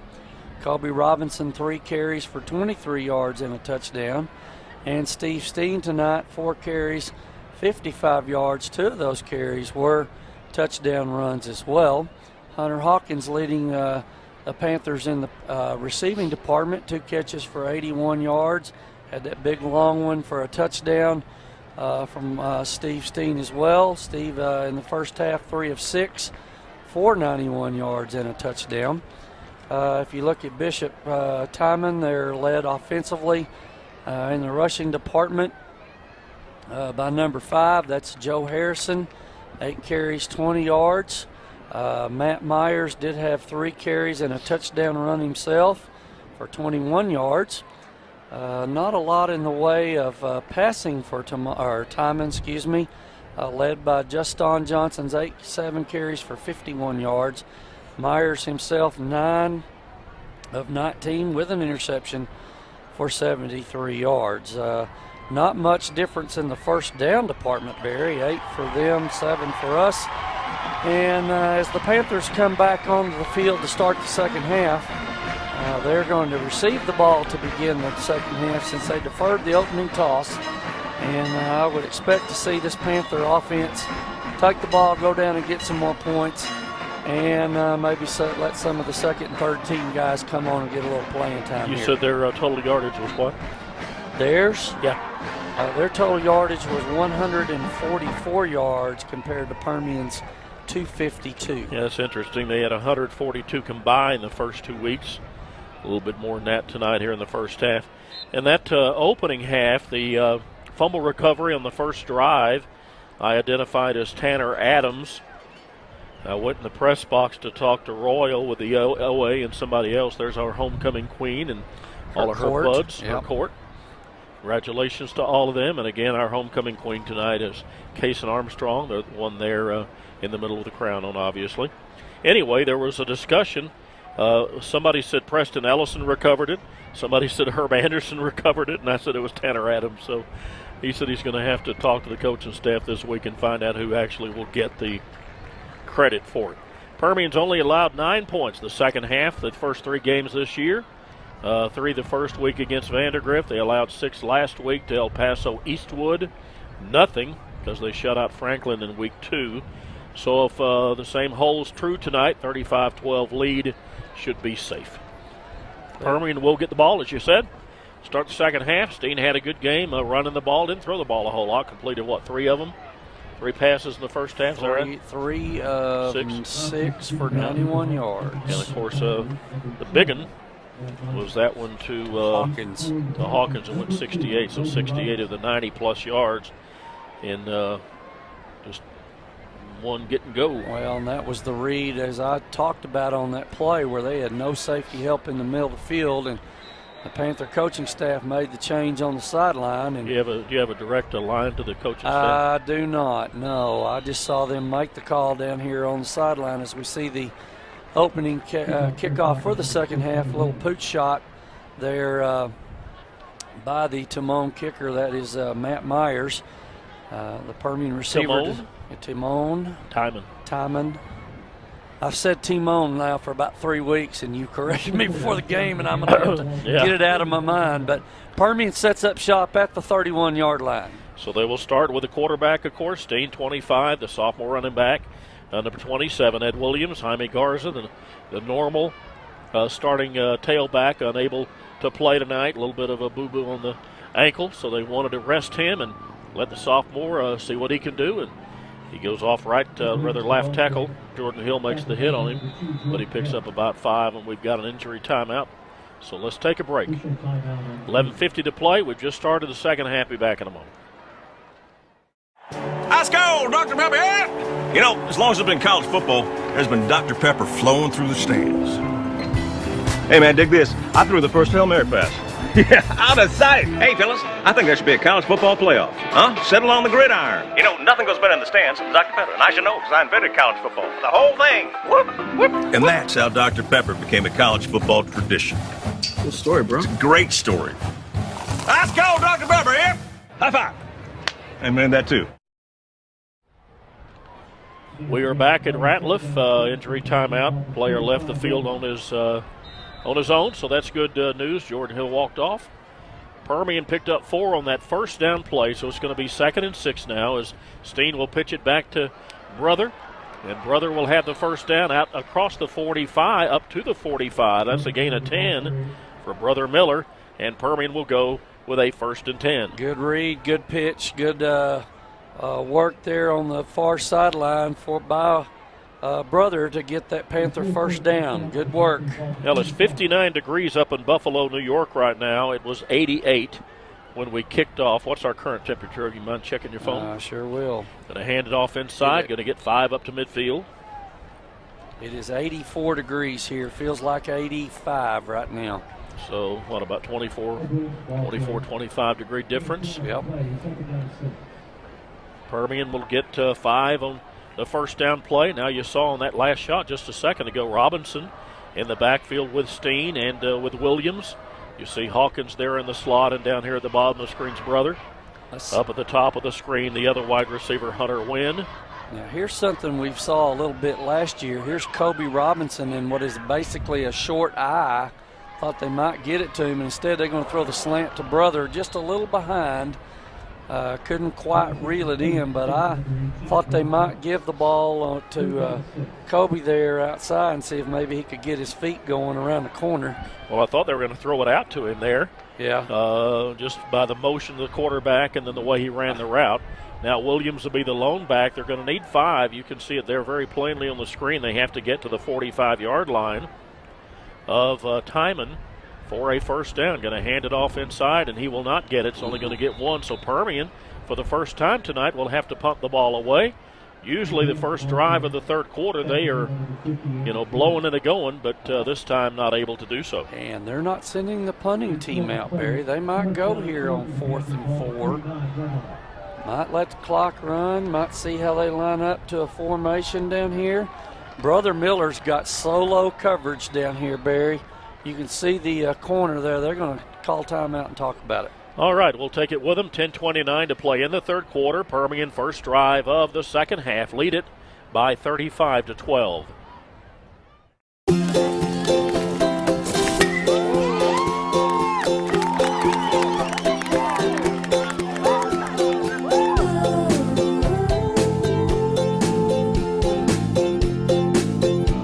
When it comes to great food and good times, make it Rosa's Cafe.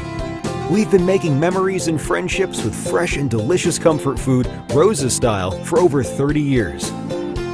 After all, life is better with Rosa's Cafe.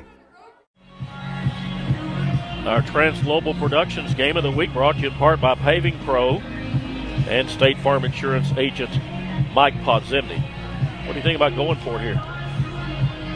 Well, you have a comfortable lead. Why not see if your team can maybe pick something up in a tight situation here, even though you do have the lead. See if they can pick up 4 yards later on down the line when you need it in district. Permian was 3 of 4 on fourth down plays coming into the game. They're going to get it here. Robinson, if he can get a block, may take it to the house. He's playing cat and mouse. He lost the ball, and it's going to be fumbled and picked up inside the 10-yard line. Or is it? No, Permian came up with it. Permian came up with it. Robinson, in trying to stay ahead of the pack, had the ball knocked out, but I think that Colby came back up with it. Look, Kyle, and tell me if 2 recovered his own fumble. I don't think it was 2. It might have been somebody else, but he's just trying to be patient there. He just got stripped and hit from behind. I don't know how that ball got through there. Now look who comes up with it. I think it is Colby. You're exactly right. Got over on the other side of where the defenders were and made the play. Liam Grogan is who forced it out, and Williams now will get into the end zone for his second score of the night and his second score of his varsity career. And none coming in, had one earlier, and then this one from 9 yards out after the big run by Robinson of 40 yards got him down to the 9. Just a good job by that offensive line up front of Rush, Bueno, Gray, Reynolds, and Leal making the play, getting a crease for Ed to get through there, and it's another 6 points for the Panthers with the extra point coming. Jacob James will not hit this one, and Permian now has stretched the lead to 41-12. We have 10:13 to play in the third quarter.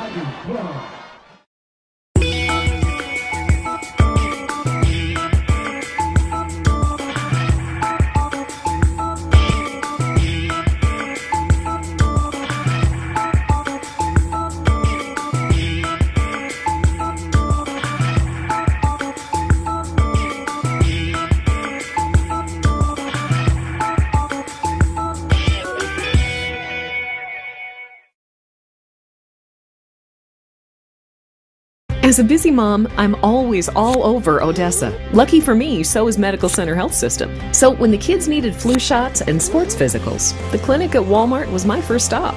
Then Mr. Fix-It hit his thumb with a hammer last weekend. Fortunately, urgent care was close by. The big baby. And it's nice to know that Family Health Clinic is always there with quality care and flexible pricing. Whenever I need them, wherever I am, Medical Center Health System has my family covered. They're my one source for health. Try Texas Burger's new Banana Royale. You'll love it.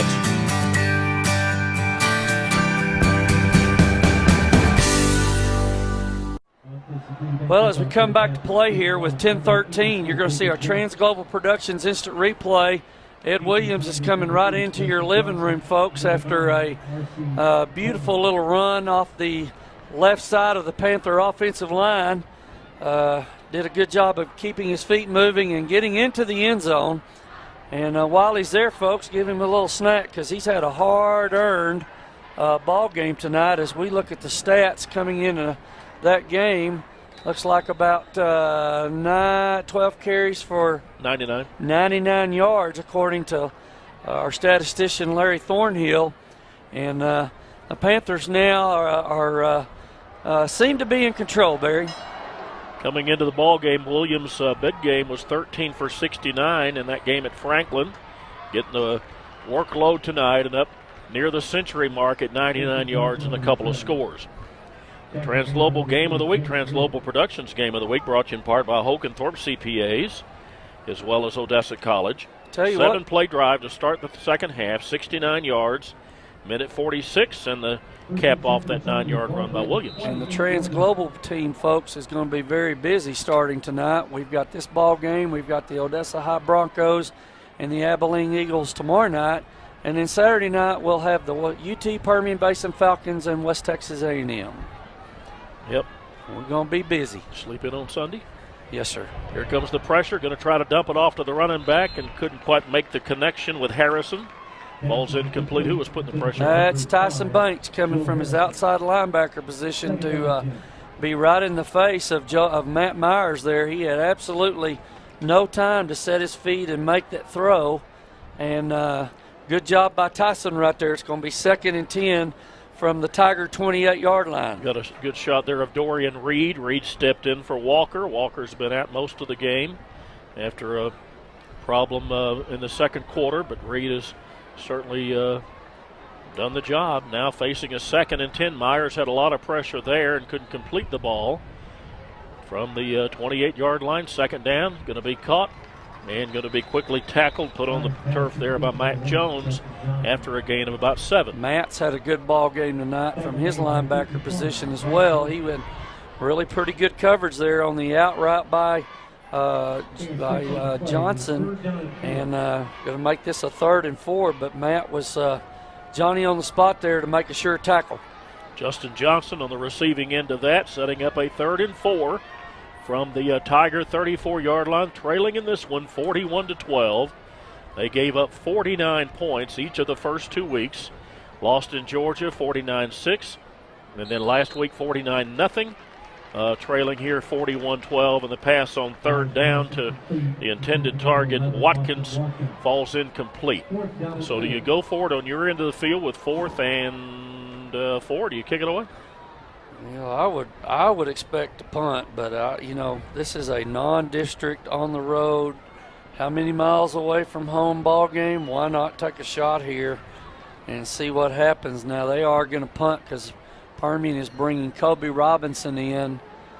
Well, they've got 5 wide receivers, Barry, in the game. This is a 1,717-mile one-way trip. Going to flip it out to the running back. He will not get the first down. Ball's on the ground. Actually, it was Johnston on the receiving end, but the ball squirted loose, and there's a whole bunch of green and white and black and white shirts. Just have to peel them back like a onion and find out who came up with the ball. Well, Permian played it very well, Barry, on the little bubble screen to the 4 wide receiver side down here. You know, the ball has been pushed out well beyond what they need for a first. Permian's got the football. I do believe, well, that guy pointed towards Permian. Now they got it. Yeah, it looks like the quarterback, Myers, came up with it. Myers is the last one off the bottom of the pile, and the pile is pushed out to the 41-yard line. So after all was said and done, it was a gain of, 7? Well, they're still talking about it. The officials are at about the 38-yard line. Not sure if we had a penalty. Hold on. Steve Markham is our head referee. I guess they're saying that the ball cannot be recovered by anyone other than the fumbling player. And in this case, the ball was completed to Johnson but recovered by Myers, and so it goes back to the point of the fumble, and that means Permian now will be on offense. Permian has the football. Again, Steve Markham is explaining what the rule is to our visitors from Buffalo, New York. Now, again, this might be a little different than what their local state rules are up there in New York. Hopefully he'll explain it to us as well. And usually Larry knows this stuff, but he's not saying nothing. Well, yeah. You know, that used to be, sure was the case on a punt return. If a punt returner muffed the punt, he's the only one that could recover it. And we're going to get maybe the call right here. Robinson, by the way, the big run by him led to that score a moment ago. 4 rushes tonight for 63. No explanation. It's just going to be Permian's ball. So they will start this drive from the 36. We had the 4th down fumble rule. Only the person that fumbled the ball may advance. It was 4th down. That's first down Permian. Advance the fumble. Which is what I said. Yeah. Yes. So Permian started from the Buffalo Timon 31. They've started from the Buffalo Timon 28, the 25, and now the 36. They've scored each time. Going to flip the ball out to Brother Miller. Brother's going to take it to the house. Boogity, boogity, boogity from 36 yards away. And Brother Miller is into the end zone for his 2nd rushing score of the season and his 1st of the night. And that's a neat little twist to that play. Usually when they bring a person in motion, he just keeps going across the formation. He stopped and came back this way, and here he comes into your living room, folks. Give him a little snack and something to refresh himself with, because Brother was all alone down the sidelines once he got about the 20-25 yard line, and it's another Panther touchdown. Now that's the 3rd one-play touchdown from the Timon side of the field. And with 8:35 to play in the 3rd quarter, Permian has opened up a 48-12 lead. This run by Miller capping, it was a one-play drive. 6 seconds, 36 yards. Miller all 36. Permian also had a 28-yard run by Steen, had a 25-yard run by Steen. So 3 one-play drives, 4 touchdowns of pretty decent length in Permian, 48-12 with 8.5 to play in the 3rd quarter. Brother, 3 for 49 and the score. Pretty much anything offensively that Permian wants to do, they've been able to do tonight. They haven't really had to throw the ball much, and the running game has certainly done them well. Yeah, they haven't had to do much of anything, especially once they get the ball out on the corner. Timon doesn't have anybody for the pitch man right now, and when they do, they're not taking an angle to be able to get to the ball carrier. Permian next week will head up to the team that many people expect to be battling for a playoff spot this year, Wolford Friendship, who surprisingly took it on the chin last week to Class 5A Lubbock Cooper. That's the team that Permian scrimmaged before the season opened. Well, they completely just took apart the Friendship Tigers last week. So Permian will have back-to-back Tigers this week and next week. And who made the tackle there? That was OCL Carrillo, number 92 for the Panther special teams. Oh, I thought it was Andy Notley. No, 92. OCL Carrillo. I thought it was 32. I know I need to get my eyes fixed. So starting now from the 28-yard line, Timon for the 2nd time tonight.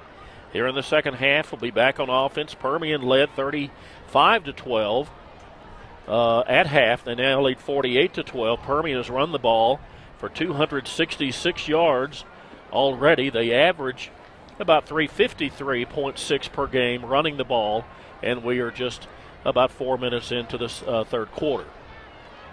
So they do complete this one. Only going to be a gain of a couple. Is up there very quickly to make the tackle of Tanner Adams. And who was the other one? Todrick Robinson. Todrick Robinson, yeah. They played that pretty well, Barry. They had a little wide receiver screen set up to the far side there. Good job by Permian running and gathering to the football, gang tackling, which is something that has been a staple of Permian defenses for many, many, many years. So they're playing the hunter-gatherer, is that what you're saying? I think so. Gain was a couple. The line of scrimmage I said was the 28. It was the 23.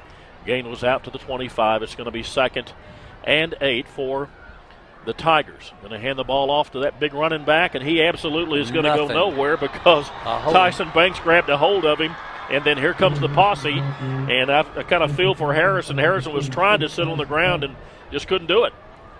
He's a little frustrated over there also right a little now. tired, I'm sure. I'm sure he is. Of course, they've only got, I think you said 27 on the team, and I had some teams like that in my earlier coaching days where You don't have a lot of kids and a lot of depth. Your kids have to play both ways, as you were talking about earlier in the game, both ways. And, when you're on the short end of this, it can sure be frustrating. So it's going to bring about a 3rd and 8. Timon can get out to the 33-yard line for a first, but first there's going to be a delay of game or a motion penalty. Either way, it's going to be against the offense and a 5-yard mark-off. Let's go ahead and Steve Markham's going to give us the call here, and then I'll give the officials again. No flag. Got a timeout. So Timon called timeout before the clock ran out. 7 minutes to play in the ball game, 3rd quarter. 1.5 to go. Stay with us. Permian has the commanding 48-12 lead.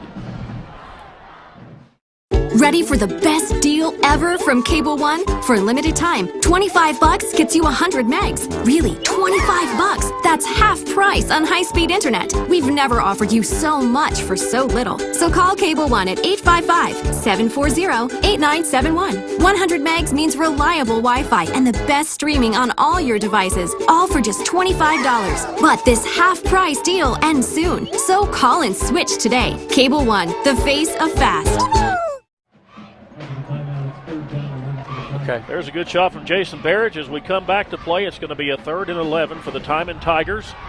Myers has a man, got the first down. And again, Kyle throws it into no man's land and completes the pass to Justin Johnson. That's just in the zone, Barry. That's their little hook route I was talking about at the end toward the end of the first half. They just found a little soft spot in the zone, and once he hooks up into there, you've got that window open. Give Myers credit for delivering the pass and a catch and a first down there for the receiver and the Timon Tigers. Yeah, that was 10 yards by the time it was all said and done. Johnson with Myers hooking up. Going to be a 1st and 10 from the 38. Myers again very quickly looking out when the ball was hit at the line of scrimmage and falls harmlessly to the turf. I think coming up there was that Farley that got a mid on. Couldn't tell if that was Farley or if that was Banks again on the stop. I don't know if we have a time to see a replay there, but Tyson's played really well. Tyson has played very well at that outside linebacker position. This is his first start at that position for the Panthers this year, and of course, a little special to me because I had Tyson as a 7th grader at Wilson and Young Medal of Honor Middle School, back then known as John B. Hood Junior High.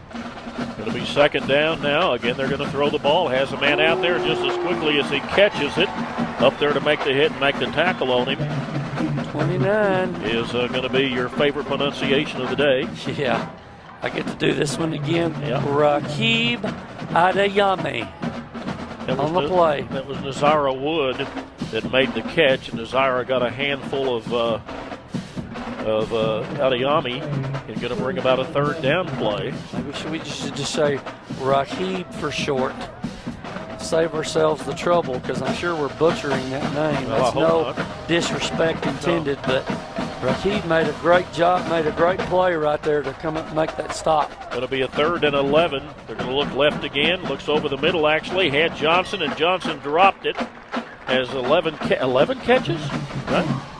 11 for 82 before that one. That had to be a wrong route by somebody because they had 2 people in the same area within about 4 yards of each other. So let's see if they decide to. No, they're not going to go for it down here. Well, you wouldn't think so. They've got Robinson deep back here. Permian does. They're getting a play. No, they're going to bring Kobe up, make him play a little slot or nickelback defender here because we're going to have 3 wideouts to the near side. And now they're totally messed up, so they're going to take another timeout. Well, I thought for a moment what they might do is have Myers just quick kick it, but instead they've chosen to call a timeout. That wouldn't be a bad call for them, I wouldn't think. 5:38 to play in the 3rd quarter. Permian 48-12, and when we come back, it'll be a 4th and 10 facing the Tigers from their 37-yard line.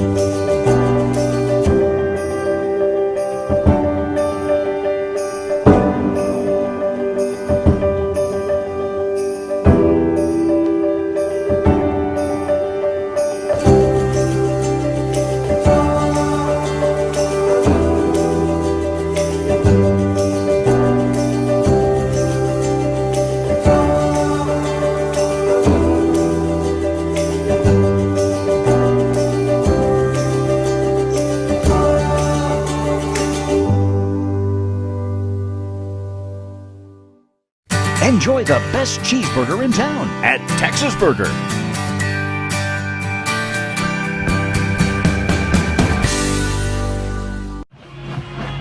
Well, there's a nice shot of the drum line, Permian.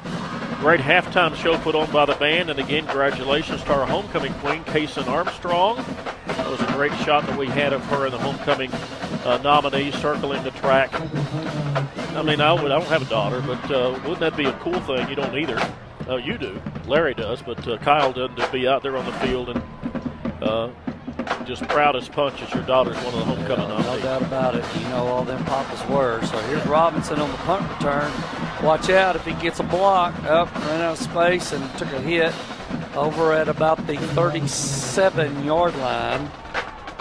Always had a little problem holding on to a couple of punt returns tonight. But once he's also that reception, and once he has gotten a hold of the ball, then he's put some yardage up in the punt returns category. But let's see if Permian goes with the first squad again, or if they're going to start. They've got Tyler Marquez, the quarterback. Yep, and they still have Ed Williams in the backfield. Cody Wood is one of the wideouts. They do have Williams, who, I understand that, trying to get him some work. He's going to be close to 100 yards. He was at 99 a moment ago. Justin Hammond as a slot receiver, number 20. And number 8, Michael Comer up at the top as a receiver. Wood's going to go in motion, going to hand it off to Williams. Williams, that puts him over 100, right? Yeah, he had 99. A moment ago. Right. So he picks up 4 there, first 100-yard effort. We were talking earlier about tomorrow night, and you never finished your thought about that running back for Abilene High. Well, Abram Smith is, like we said, been there as a freshman. His last two games of his freshman year, has been a stellar back for them. Now, he missed some significant time with an ACL injury. I saw that in the paper today. Well, he got hurt playing Permian. Yes. His sophomore year. Ooh, look at there. They finally got a guy to the pitch man, and a good job of tackling Hammond there for a loss. But to go back to the thinking there, this Abram Smith we're going to see tomorrow night is one special cat. He's a really good football player as a running back. And, last year when they were here to play OHS in district, this is a non-district game, he lit the scoreboard up, I think, for 4 touchdowns, if I remember right. Well, he lit it up for 7 last week. Yeah. 7 touchdowns in the game last week against Abilene Cooper. Going to get the ball to Hawkins. And Hawkins is going to be taken down to the 37 for only a gain of 2. And Permian will have to punt for the first time tonight. So coming in to kick the ball away, let's see if it's James. It's Joe Harrison on the tackle from his safety position, and he's also their run back. Yeah, as if he hadn't got enough work back there. He hadn't got enough to do. You're right. So James will punt for the first time tonight. 35.8 per punt average coming into the game. We're letting a lot of younger guys play, and now we'll have to punt away on 4th down. 48-12 lead. We're down to 3:31 to play in the ball game. Look at that kick. And that kick's going to carry all the way down inside the 15 down to the 13-yard line before Matt Jones will mark it down at that point. About 15 yards in field position, Barry, because they didn't field the ball there. That's always something we talk about even when we're on breaks. We talk about special teams and how important it is. If you can field that ball from their standpoint, they get the ball at about the 30-yard line, give or take a yard or two. Now they're going to start inside their own 15 at the 13. And let's see if we have any. Yeah, a whole lot. Let's see if we have any substitutions on that Panthers defensive line. I can see number 43 for Permian as a nose. That's Emilio Juarez. 32 at defensive end is going to be, I don't have a 32. I have an 80 either. We'll have to find them. It's Andy Notley at defensive end. Zane Murphy is the other. Myers as the quarterback's going to run it. Gets out of that attempted tackle. Going to get a first down at about 14 before finally getting chased out of bounds by Ben Vore and Todrick Robinson. So it's going to be a 1st and 10 for the Tigers from that point. Down to the 3:12 mark. See, he's a good-sized kid. He really is. You can tell why they'd like to showcase this young man. He does have some skills and good size. I don't know how many colleges or universities are looking at him, but he sure seems like he's quite athletic from the quarterback position. Well, I'll give Larry, give me the totals passing and running on the quarterback here in a second. So now from the 29-yard line, going to be 1st and 10, going to hand the ball off to the everything running back, safety, et cetera. Harrison will get out near midfield with one of his better runs of the night. It'll mark him out of the 48 after a gain of 19. And that's just an inside handoff. He bounced it outside, which would tell you that somebody on the edge for Permian did not contain the outside or D gap to their side of the field. And just as we say that, looks like that's defensive units out, and looks like they might have brought back maybe the first team back in. Well, that was a 20-yard gain. They mark him at the 49. The original line of scrimmage, the 29. So Myers looking deep, has a man open, but overshoots him by about 5 yards. You know, they've tried a couple of vertical routes on Permian tonight, Barry, and really have not been close to completing some of those with some of their big, tall, athletic receivers. You might think they might try to start hitting some of that stuff down the middle of the field, maybe on some posts, maybe some deep ends. We've seen a couple of deep end routes tonight by Bishop Timon, but I would think they might need to improve in the long vertical passing game. 14 of 29 for 104.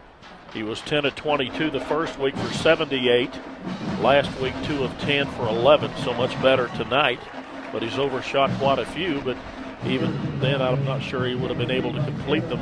Might have thrown the pick just as well. The run here started at and ends at the 49, so it's going to be a 3rd and 10. That was Tanner Adams from his linebacker spot to make the play. You can see the entire starting defense is back in there. Yeah, they pulled They're like, them. hey, we're not going to let him. They got to the 50. That's enough. Yeah, they don't want to hurt the statistics, I think, any more than what they have to. Yeah, Vance Washington sure was not happy with that. That's why he made the change. Right, so it's going to be 3rd and 10. Need to get to the 41-yard line of Permian for a first, but not. It's going to be picked off by Robinson. Todrick's first interception of the season. Todrick's going to be down to the 40. Can he take it? To the 20. He's going to the 10. Oh, he's going to get caught down to the 8-yard line. He got a push in the back from the guy helping him try to block downfield. He actually pushed the defender into him. Here's our Trans-Global Productions instant replay. This is a bad overthrow by Myers right there. The receiver, number 28 for the Tigers, took a pretty good shot, but give Todrick good kudos for getting all the way intercepting team, number 55. Across, and you're going to see the push right there at the end of the play to bring that ball back another 10 yards. But good interception by Todrick, and the Panthers will have the ball, looks like around the Timon Tiger 22-yard line. Well, they were down to the 12, but they called a penalty on Matt Jones. A late penalty, the 10-yard mark-off will move him back to the 22. And everybody, Marquez will be the quarterback. He's going to hand it off inside. And he just almost got a head of steam going, but they were able to grab an ankle after a gain of about 6 to the 16. Good job by Ed Williams there to run to daylight off that little dive to the left side of the Panther offensive line. Just got tripped up for about a 5-yard gain. Yep, 2nd and 5 for Permian. Minute and a half to play in the third. Homecoming night. Permian with a comfortable 48-12 lead as we sit at this point. Quarterback hands it off for the 3rd time tonight. The young sophomore running back will get into the end zone. Ed Williams will score his 3rd of the night. This one from 16 yards out, and Permian will break the 50-point mark once again. Here's our Trans-Global Productions instant replay. Look at the block inside by number 67 right there for Permian. That's Isaac Solomon. Did a good job of getting his guy creased, and give Ed Williams kudos for keeping his head up, cutting off that block, and finding his way into the end zone for another Permian touchdown. And then the extra point by Jacob James is good, and Permian now will lead it by 55-12 with 1:19 to play in the third quarter. The running back, sophomore running back, now up to 124 on 15 carries, and he has scored 3 times tonight. Be back with us in just a moment. Everything in Texas is just bigger, and every Texan knows bigger is better. We've got the biggest state fair mascot, the biggest food, and even the biggest critters. Because we're Texans, Paul Evans Carpet and Flooring knows the value of big. Paul Evans, huge in-stock inventory and Texas-sized values on carpet, vinyl, hardwood, tile will help you get your place in Texas proud shape without breaking the bank. Paul Evans Carpet and Flooring, downtown Odessa, under the huge Texas flag. That is the fifth time tonight that Permian has started a drive inside Timon territory. This time only a two-play drive of 22 yards. The last 16 was the run by Williams. So the two-play drive only took them 31 seconds, and they have stretched the lead to 55-12. Third time they've been at the 55-point mark or higher. 56 last week, 21 the first week, or rather the second week against Franklin. Offensively,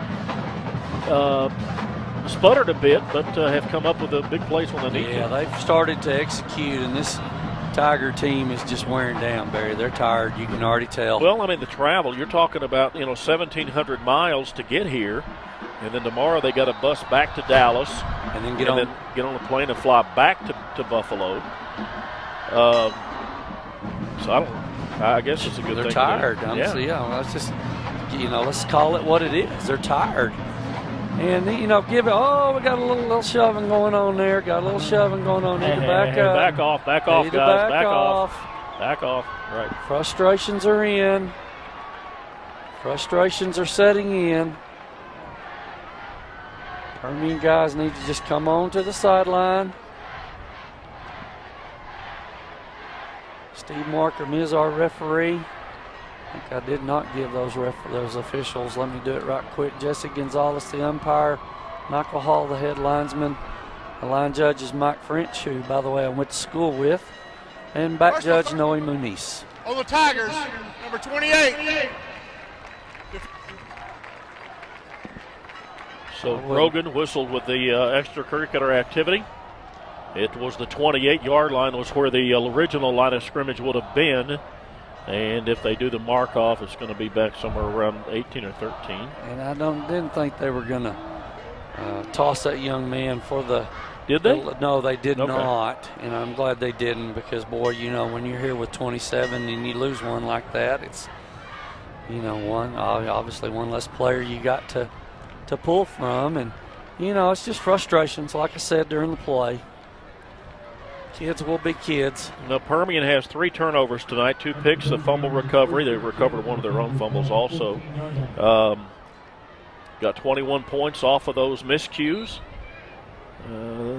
Coming into the game, they had minus 4 or something on the. Jaden Riggs at the outside linebacker position. That's somebody I'm familiar with. Talk about that after this play as they make the tackle. Jaden Riggs. His dad, Gary, and I grew up across the street from each other here in town. Gary's older brother, Bobby, played at Permian, was a wide receiver and a punter on. And a kicker. 75, 76 Permian teams.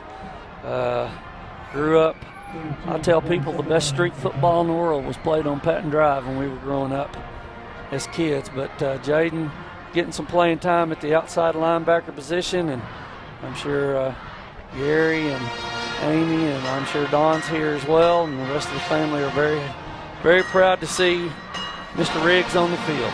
It'll be 2nd and 9. That was a gain of 1 on first down. And looks like that Harrison called a timeout. So who called it here? Timeout. Tigers. Tiger timeout. That's their last one of the ball game. That was Carmichael in the backfield and not Harrison. So we'll take a break. 28 seconds to go. We're still in the third quarter. Permian with a very comfortable lead at 55-12. As a busy mom, I'm always all over Odessa. Lucky for me, so is Medical Center Health System. So when the kids needed flu shots and sports physicals, the clinic at Walmart was my first stop. Then Mr. Fix-It hit his thumb with a hammer last weekend. Fortunately, urgent care was close by. The big baby. And it's nice to know that Family Health Clinic is always there with quality care and flexible pricing. Whenever I need them, wherever I am, Medical Center Health System has my family covered. They're my one source for health. Your new Texas Burger is now open at 191 in Fodry in Odessa.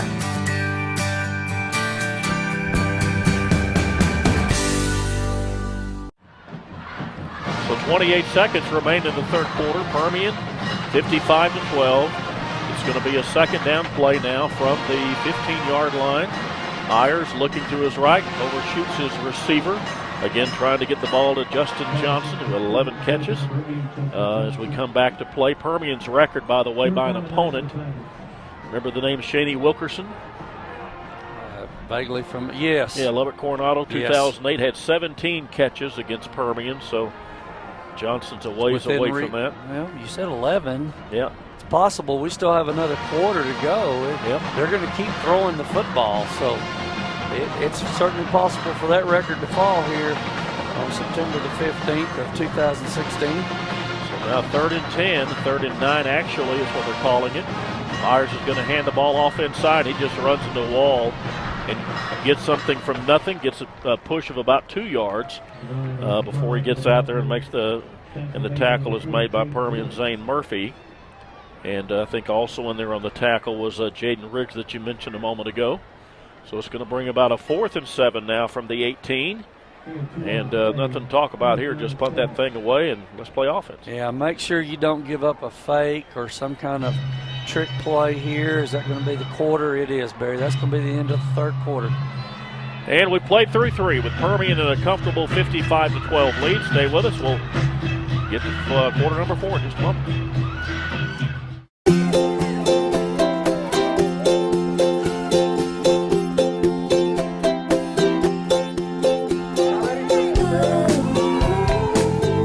Every occasion, at any age, make it Rosa's Cafe for great food and good times. From generation to generation, we've been making memories for families across the Southwest with fresh and delicious comfort food, Rosa style.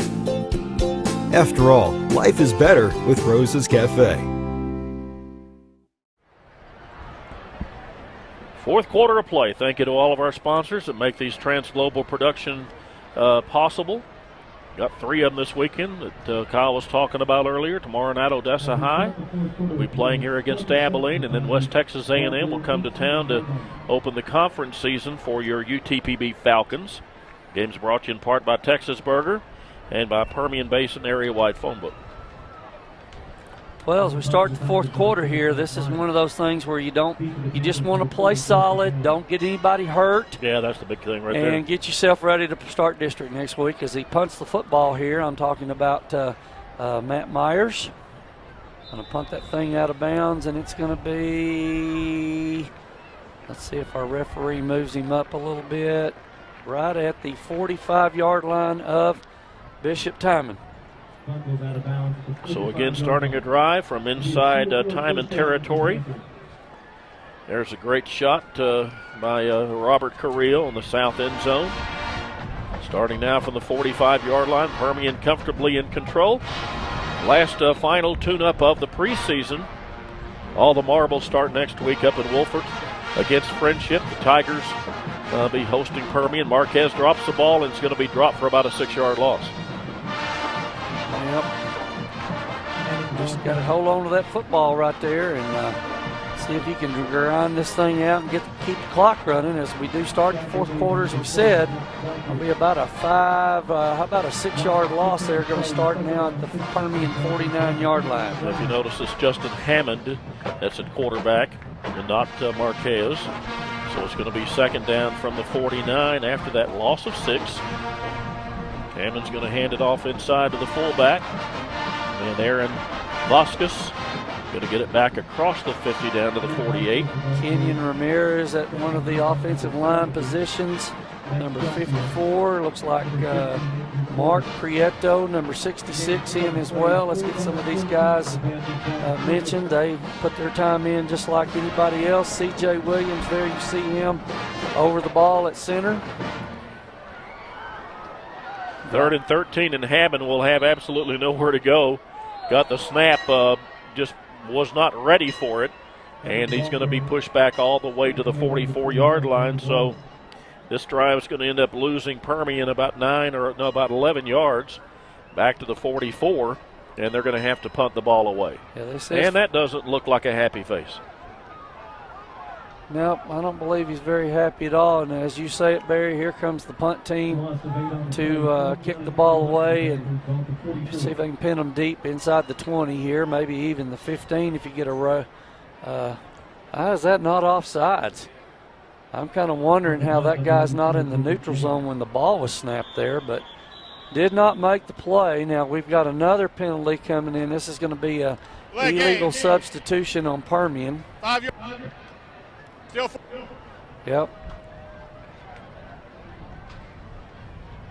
And boy, I tell you, coach is giving this referee down here the earful about that, but not going to go to anything but 5 more yards, and they're going to line up and kick the ball. Now, they got 3 receivers over here, Barry. I expect this ball to come, as I say that, they're in motion. Let's see where they decide to punt the ball. So James will kick it away. It's going to come down about the 25-yard line. Gathered in there by Johnson, who's going to get run out and tackled and tattooed by Jaden Riggs, and there's a late flag. Yeah, they're going to call that a late hit. They're going to call him out of bounds. Riggs had a hold of him, and while he was engaged, he was hit by another Permian defender, and yet another 15-yard mark-off. Let's see if that's what the call is. I think you're exactly right, and there's just no reason for that. You got to know where you are on the field. The sideline's coming up over there as you're getting ready to make that hit. Just let him go out of bounds and live to play another day. You want to make a big hit, but your emotions and your self-control have to take charge at some point. Steve Markham, our referee, with the call.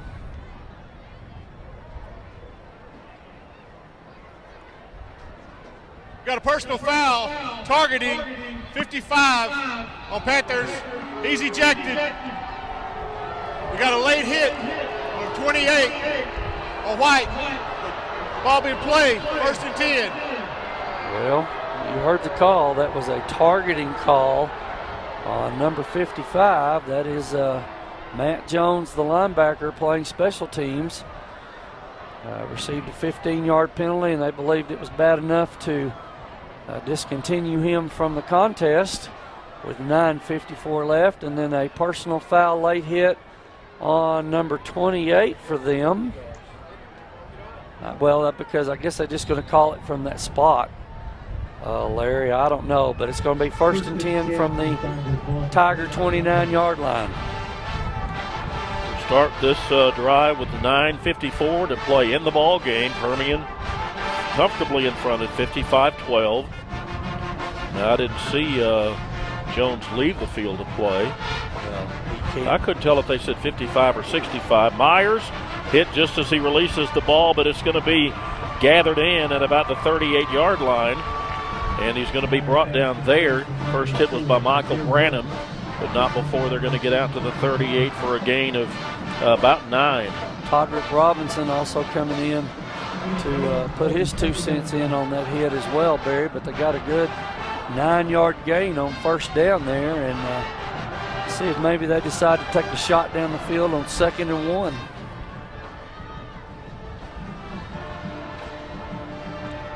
The lone running back is R.C. Carmichael, number 10.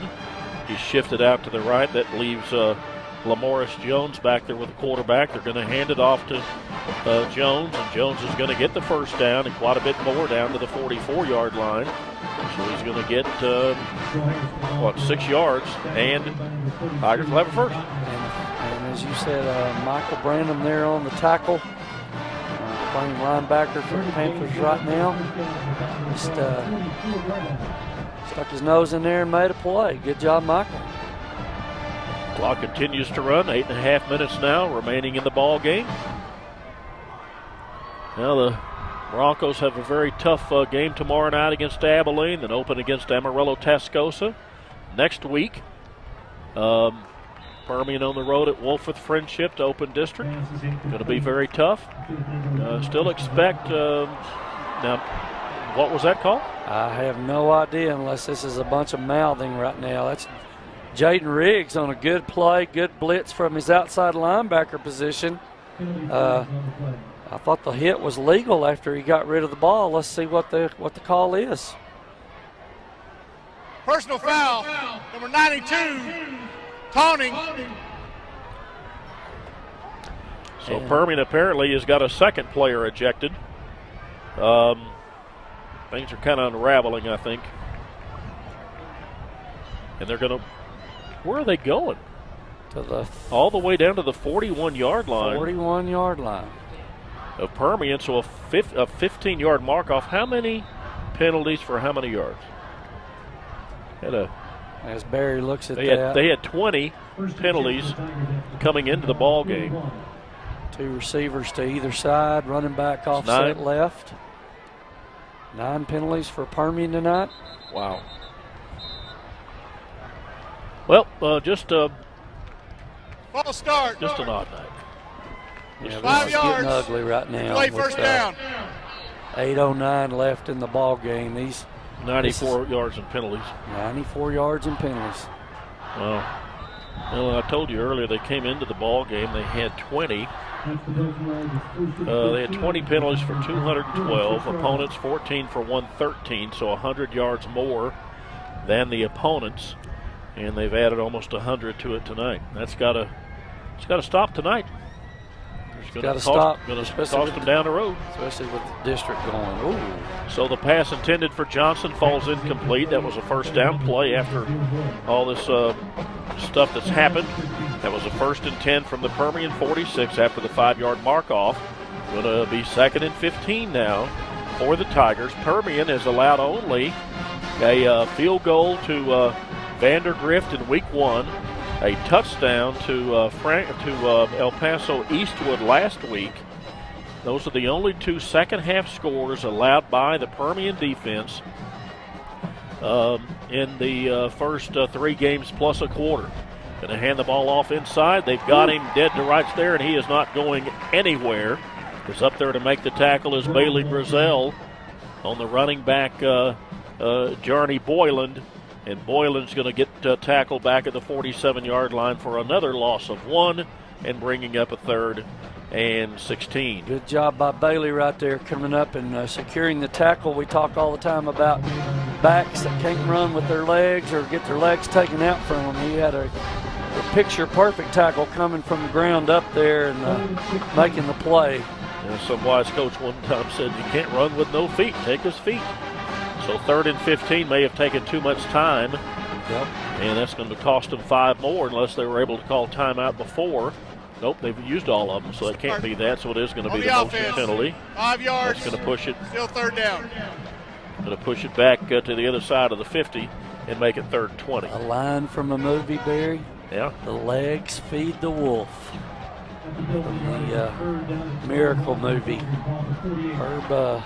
You're talking about the hockey movie. Hockey movie, yes. And Al Michaels, that's where Al Michaels kind of burst on the scene. Yep. So it's going to be a 3rd and 12. Oh, they took his helmet off. And that is going to be 15. Wow. Oh, you don't want to see that. No, you sure don't. I hope he's okay. Oh, my goodness. So that may yet get one more ejection, I'm afraid. Yeah. Luis Gonzalez, number 89. Oh, my goodness. He really got that head turned around. Yeah,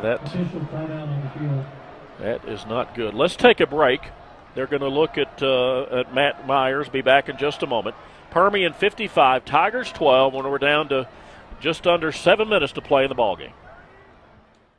Let's go, Dr. Pepper. Yeah. You know, as long as I've been in college football, there's been Dr. Pepper flowing through the stands. Hey, man, dig this. I threw the first Hail Mary pass.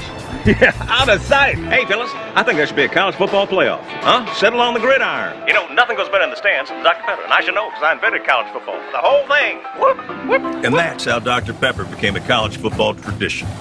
Good story, bro. It's a great story. Let's go, Dr. Pepper, here. High five. I invented that, too. Welcome back to Ratliff. 6:55 to play in the ball game, and let's hear from the foul. Face mask on the defense. 15 yards, automatic first down.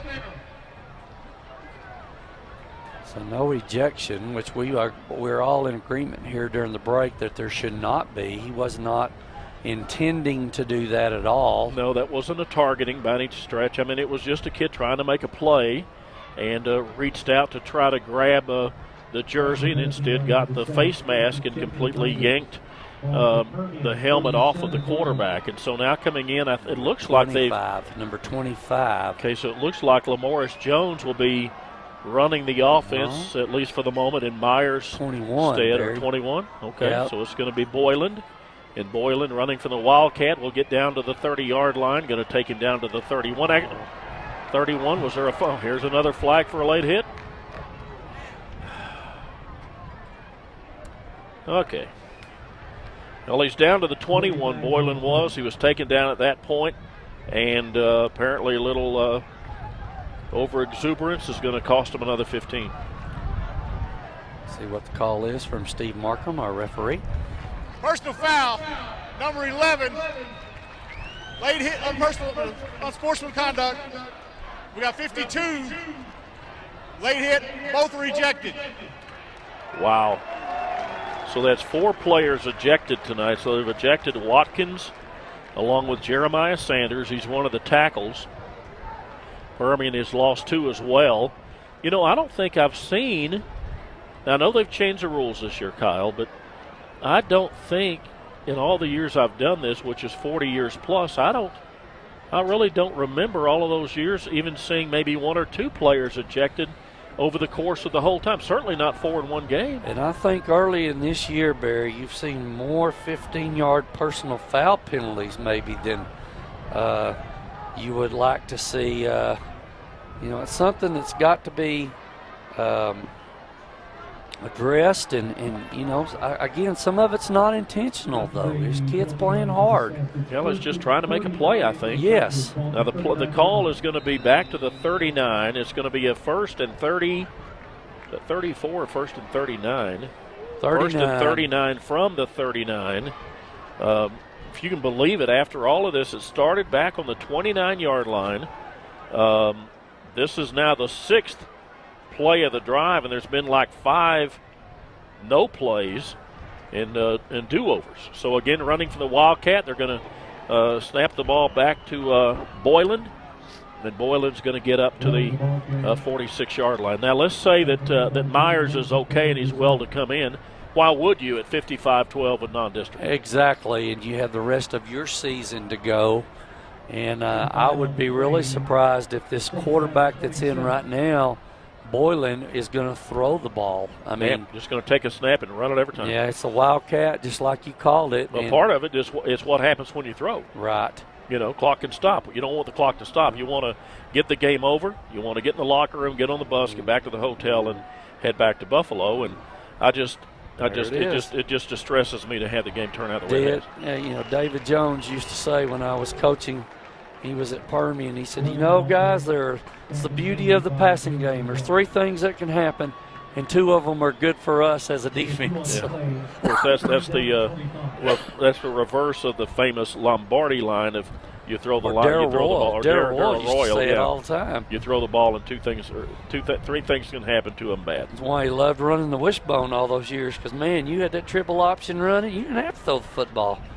So now 3rd and 25 is what the Tigers face. We're down to less than 5 minutes to play. You see the score there at the top of the screen. It's been a good night offensively for Permian. It's been kind of the typical up and down defensive game tonight for the Panthers.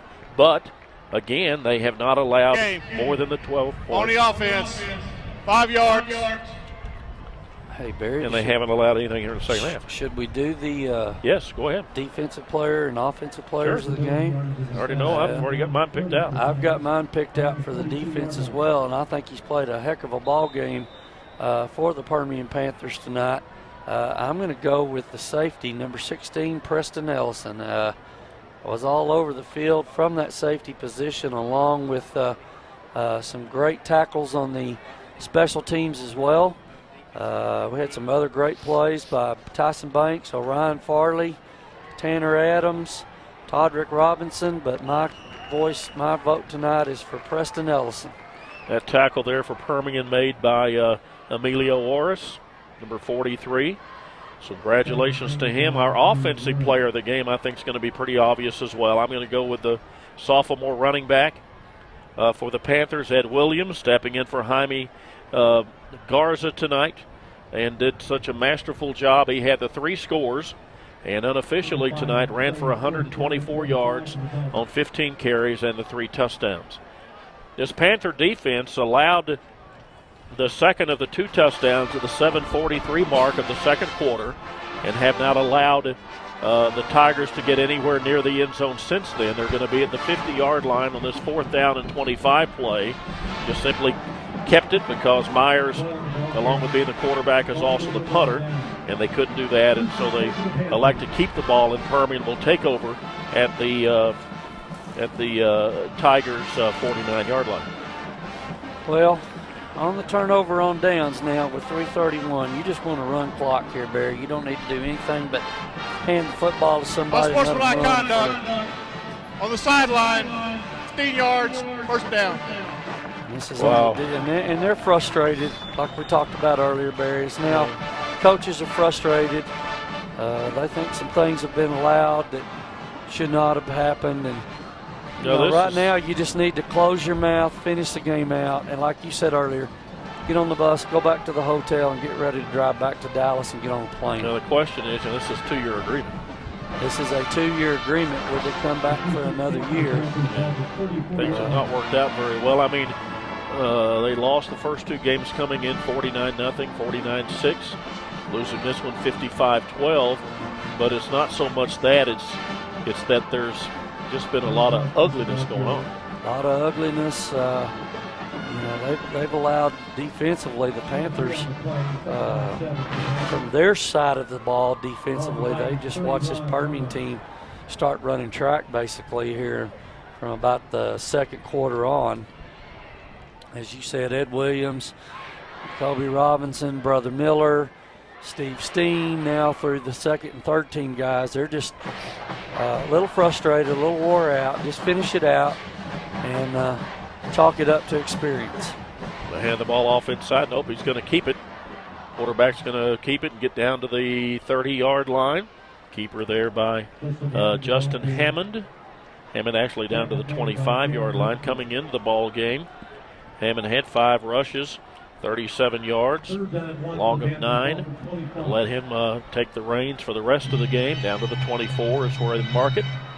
Going to be a 1st and 10 for Permian. It's going to be a 3rd and 1 for Permian from that point. We're down to 2:15. And as you asked me, Barry, I'm going to ask you to be the coach. If you're Blake Felt, what are your concerns going into next week at Friendship?